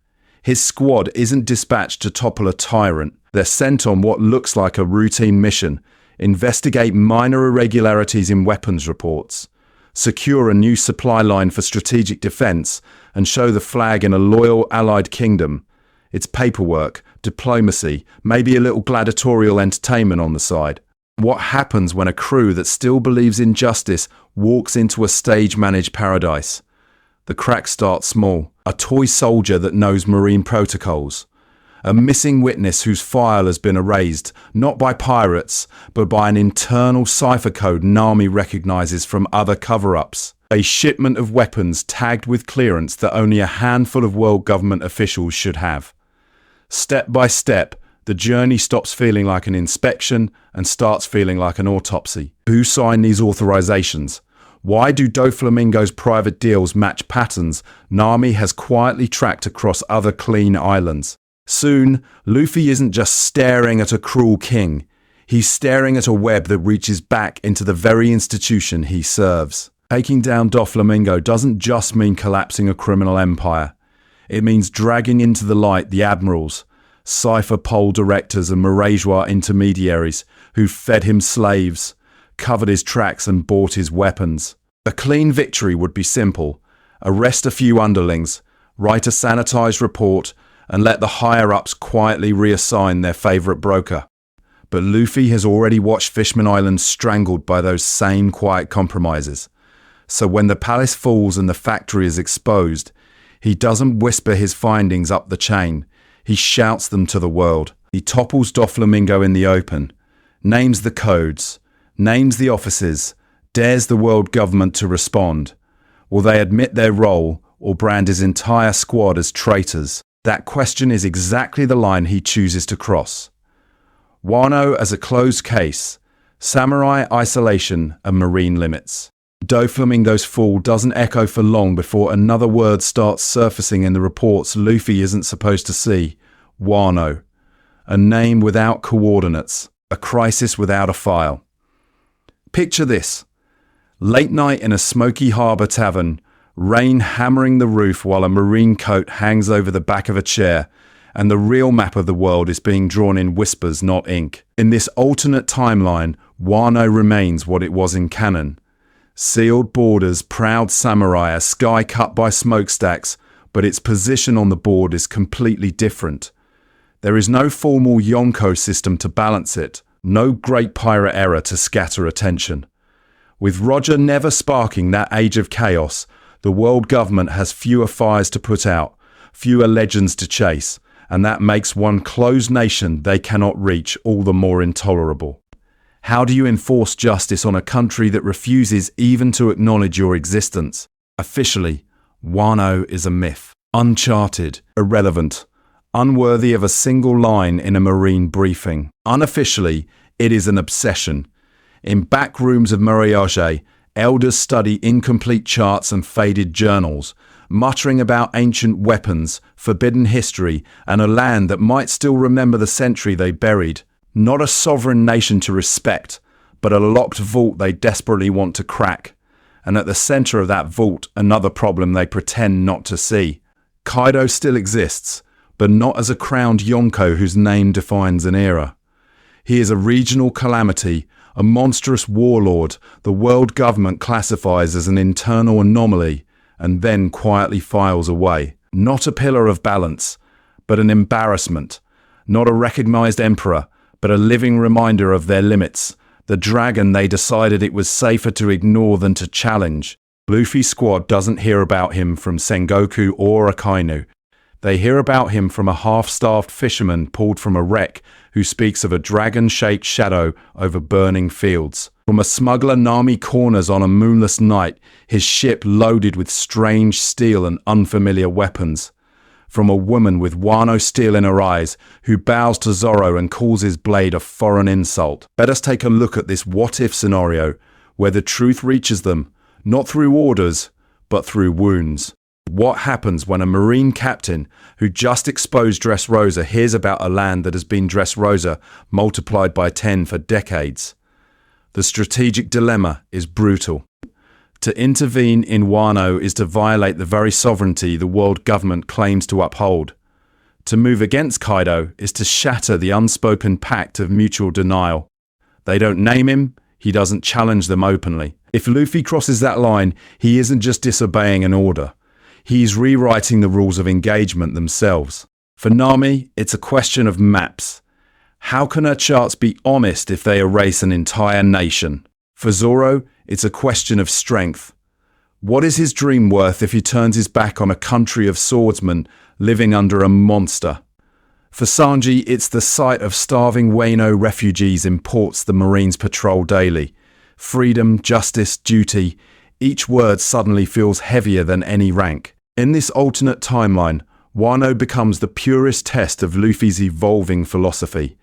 Is he a Marine who follows justice, or a man who chases freedom and drags the uniform along behind him? To step into Wano is to admit that the institution he serves will never sanction what his heart demands. If he goes as himself first, and a Marine second, if a Marine at all. So when the first Wano ship limps into their jurisdiction, torn sails bearing a crest the world government swears doesn't exist, the question hanging over the deck is simple and terrifying. Does Luffy answer as Captain Monkey D. Luffy of the Marines? Because once he chooses, there may be no going back. And somewhere beyond the storm line, a dragon is already turning its head. Freedom, justice, and the flag you fly. Who are the Straw Hats now? Picture this. The storm still raging around that ghost flag ship, lightning carving white scars across the sky. But for a moment, everything freezes. Not in the waves, but in who these Marines actually are. Not pirates chasing freedom, and yet, somehow, they stand on the edge of mutiny all the same. Let us take a look at this what-if scenario, from the inside out. In this alternate timeline, the core of each Straw Hat hasn't shifted an inch. Zoro still lives for one thing, to be the greatest swordsman in the world. His uniform may be marine white, his rank pinned neatly to his chest, but his swords are pointed at the same summit Mihawk stands on. The question is no longer whether he'll reach that peak, but whether he can do it while his strength is chained to the world government's orders. Nami still wants the whole world in her hands, every current, every island, every sky pattern mapped. The dream of a complete map hasn't vanished. It's been weaponized.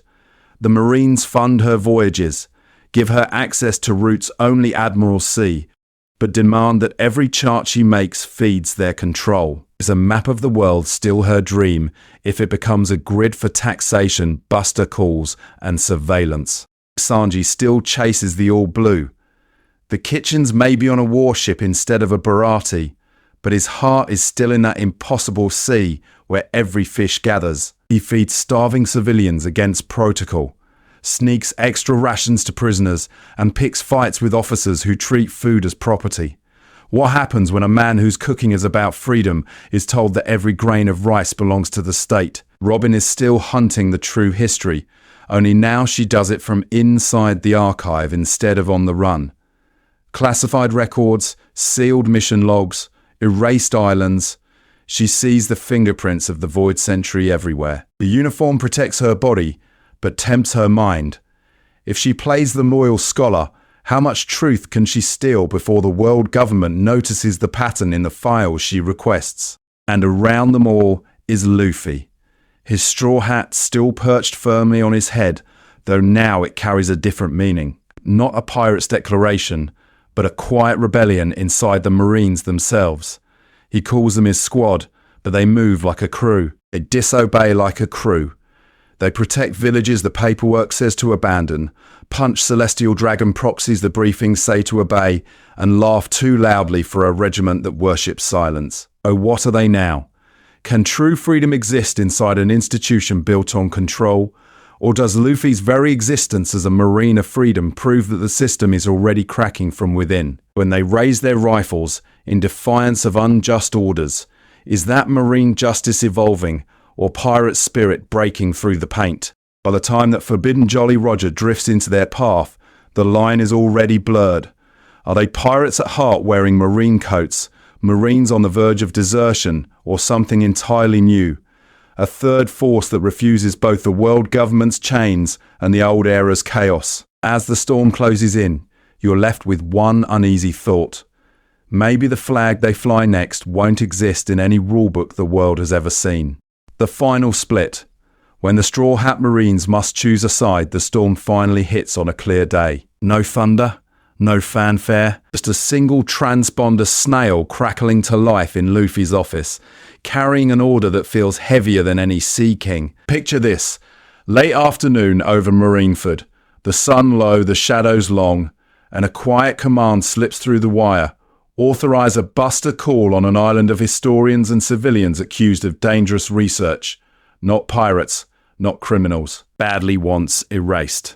In this alternate timeline, it isn't called O'Hara. The name is different, the map coordinates new, but Robin is there. So is a small, stubborn library of forbidden texts about the Void Sentry that Roger's survival has kept buried even deeper. What happens when the same sin repeats under a different codename? The brass call it necessary justice. Engoku's voice is steady. The paperwork is clean. The target is a threat to world stability. Luffy doesn't answer right away. His straw hat still perched firmly on his head, though now it carries a different meaning. He walks out to the deck where his crew is already waiting. Zoro leans against the rail, jaw tight. Nami has the mission file clutched in white-knuckled hands. Sanji's cigarette burns down untouched. They've all read it. They all know. But debate doesn't explode, it simmers. Zoro argues they can refuse this one order, stay, and keep their strength inside the Marines, changing justice from within. Nami counters with numbers and patterns she's been tracking. Every exceptional mission like this, every island silenced, every survivor branded a criminal. How many times can you bend before you break? Sanji, usually loud, speaks quietly, asking if feeding the hungry means anything when you're also ordered to burn their homes. Let us take a look at this what-if scenario from above for a moment. You see Luffy listening more than speaking, remembering villagers they saved against direct orders, pirates they spared because their crimes were survival, not malice. He thinks of Kobe's faith in the uniform, of Toshigi's belief in rules, of every recruit who looks at him and sees hope that the Marines can be more than the world government's fist. If he walks away, does he betray them? If he stays, does he betray himself? His answer, when it comes, is painfully simple. Not one that cites regulations, but one that echoes his core. "I'm not firing on people who can't fight back," he says. "I don't care what flag is on the ship." Justice for him has never been a word in a doctrine. It's the face of the person in front of him. If that makes him a traitor, then the label is just another chain to break. Fallout is instant and far-reaching. Garp hears before anyone else. A quiet report about his grandson refusing a direct Buster call. He laughs once, sharp and bitter, because this is exactly what he raised and exactly what he feared. Sengoku sees decades of carefully managed order fracture in a single choice. The ghost of Roger's defiance standing behind Luffy's silhouette. Boka, somewhere in the field, crushes a cigar under his boot. Torn between the uniform he still respects and the version of freedom Luffy keeps embodying. Even beyond marine walls, ripples spread. Shanks, who in this world never got to spark Luffy's pirate dream but still watched him grow from afar, hears of a marine captain who refused to fire and smiles like he's finally seeing the man that hat was meant for. Reagan, orchestrating quiet revolutions in the shadows of a world government that never had to face a great pirate era, looks at the report and sees something rare. A force not quite marine, not quite revolutionary, but aligned with his belief that true freedom can't be granted by decree. By sunset, the choice is made manifest. On the open sea, a single marine ship sails away from the main fleet, course angled not toward the target island, but away from any official route. Boats with justice on the back hang over shoulders not worn, the kanji fluttering like question marks in the wind. One by one they slip from fingers, white cloth hitting the water and drifting behind like shed skins. The crew is still together, the straw hat is still on Luffy's head, their strength is unchanged. But as Marineford shrinks on the horizon and an unmarked path opens ahead, you're left with one sharp question. The next flag they raise, will it challenge the world government from above, from below, or from somewhere terrifyingly new that no admiral, no emperor, and not even Roger himself is prepared for? What this AU reveals about One Piece, freedom versus institutions, the horizon is open, the flag is undecided. And in that uncertainty, this alternate timeline quietly exposes what One Piece has been saying all along. It means the real war was never simply pirates versus marines. It was always freedom and moral courage versus the institutions that try to chain them. Picture this: Luffy, Zoro, Nami, and Sanji wear uniforms, salute superiors, and operate under marine codes. On paper, they are the sword of the world government. But what happens when you watch them move, talk, and choose?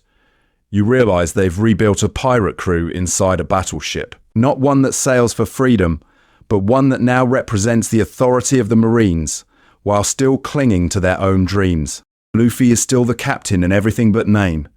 His straw hat still perched firmly on his head, though now it carries a different meaning. He's the one they rally around, the one who chooses people over protocol, the one who will ignore a direct order if it means saving a stranger.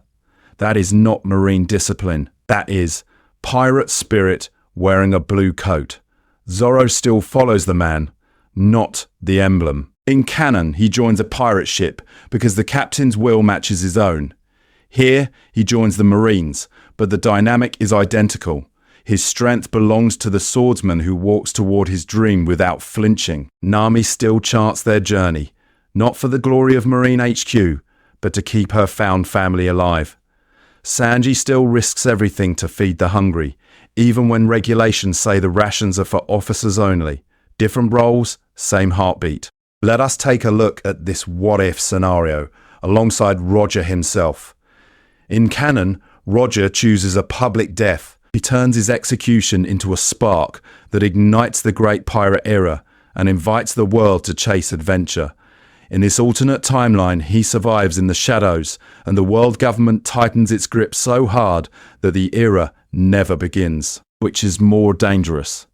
A sea full of pirates, or a sea where only a few rebels like Luffy can even breathe? In both paths, someone like Luffy still inherits Roger's will, with the great pirate era that will spread as legend, carried by Shanks, by the Straw Hat, by the word One Piece. Without it, that will condenses, hidden in a handful of Marines turned traitors who refuse to let justice be defined by paperwork and propaganda. And that's the unsettling revelation. You can erase the error, but not the human desire for adventure and justice. You can outlaw pirates, suppress the Yonko, bury the Void Century, but you cannot stop people from dreaming of the sea. You only change the uniforms they wear when they finally decide to fight. So ask yourself, which world actually scares you more, the chaotic ocean of cannon, or this polished, orderly map where freedom survives only in the cracks? And if you had to choose a flag in that world, would you really trust the one flying over Mariejwa? Your turn at the helm. Choose your Straw Hat Marine era, and that's where the map folds back into your hands. You've seen how a world without Roger's execution twists justice into ceremony and freedom into a rumor. Not one ruled by roaring pirate flags, but one polished by the world government until the oceans almost look safe. Almost. Now, picture this. In this alternate timeline, that same system has to deal with a straw hat crew wearing white coats instead of Jolly Rogers, at least at first. So here's your turn at the helm. Out of this marine-forged straw hat crew, who do you think becomes the strongest officer in this world? Is it Luffy the captain whose strength comes from refusing to abandon innocent people, even when the orders say otherwise? Is it Zoro the swordsman who could turn the title of marine hero into something terrifying? Or maybe Nami quietly steering entire fleets and tax routes from a strategy room instead of a crow's nest? And then flip the coin. Who's the first to slam their coat down on the deck and walk away? Is it Sanji the chef who refuses to let hunger and cruelty be collateral damage? Is it Zoro finally deciding that no institution deserves both his oath and his blades? Or do you see Luffy himself being the one to tear off that justice coat the moment it stands between him and someone's dreams? Every single week, tell me in the comments, whose back do you see, walking down that pier, never turning around? Let us take a look at this what-if scenario from another angle too. What happens when Luffy never breaks from the Marines at all? Do you imagine him as a future admiral, trying to twist the meaning of justice from the inside? Or does the uniform slowly grind his spirit down? And what if Zoro, in this world without Roger's spark, simply refuses to join any institution at all? No Marines, no revolutionaries, just a wandering blade hunting strength on his own terms. Which version of their journey feels more honest to you? In this alternate timeline, the story doesn't stop with the Straw Hats. I want you to pitch me your own no great pirate era arcs. What does law become without a pirate age to disappear into a clandestine marine surgeon or a rogue doctor working in the shadows the world government pretends not to see? Does Kid turn into a state-sanctioned weapon or the most hunted outlaw on the sea precisely because there are so few left? How do the admirals evolve when they're not counterbalancing Yonko but ruling almost uncontested? Drop your best timelines, your wildest restructurings of justice and freedom down below. If enough of you carve out compelling futures for Law, Kid, the admirals, or even a living hidden Roger, we'll return with a full follow-up dissecting those paths frame by frame. You're watching Anime Autopsy, the place where we don't just recap stories, we put entire worlds on the table. If you want more long-form cinematic what-ifs like this, more alternate journeys, more broken maps of the One Piece world, make sure you like the video, subscribe, and share it with someone who still argues about what true justice really is. Before you go, picture this one last scene. The execution platform at Logtown stands empty. Its wood never stained by a pirate king's blood. No last words. No great pirate era. Just a marine ship on the horizon, its flag snapping in the wind, scanning a sea that looks quiet because the world government made it that way. In that silence, ask yourself one more time. If Roger never turned himself in, and this was the only world you knew, what flag would you choose to fly?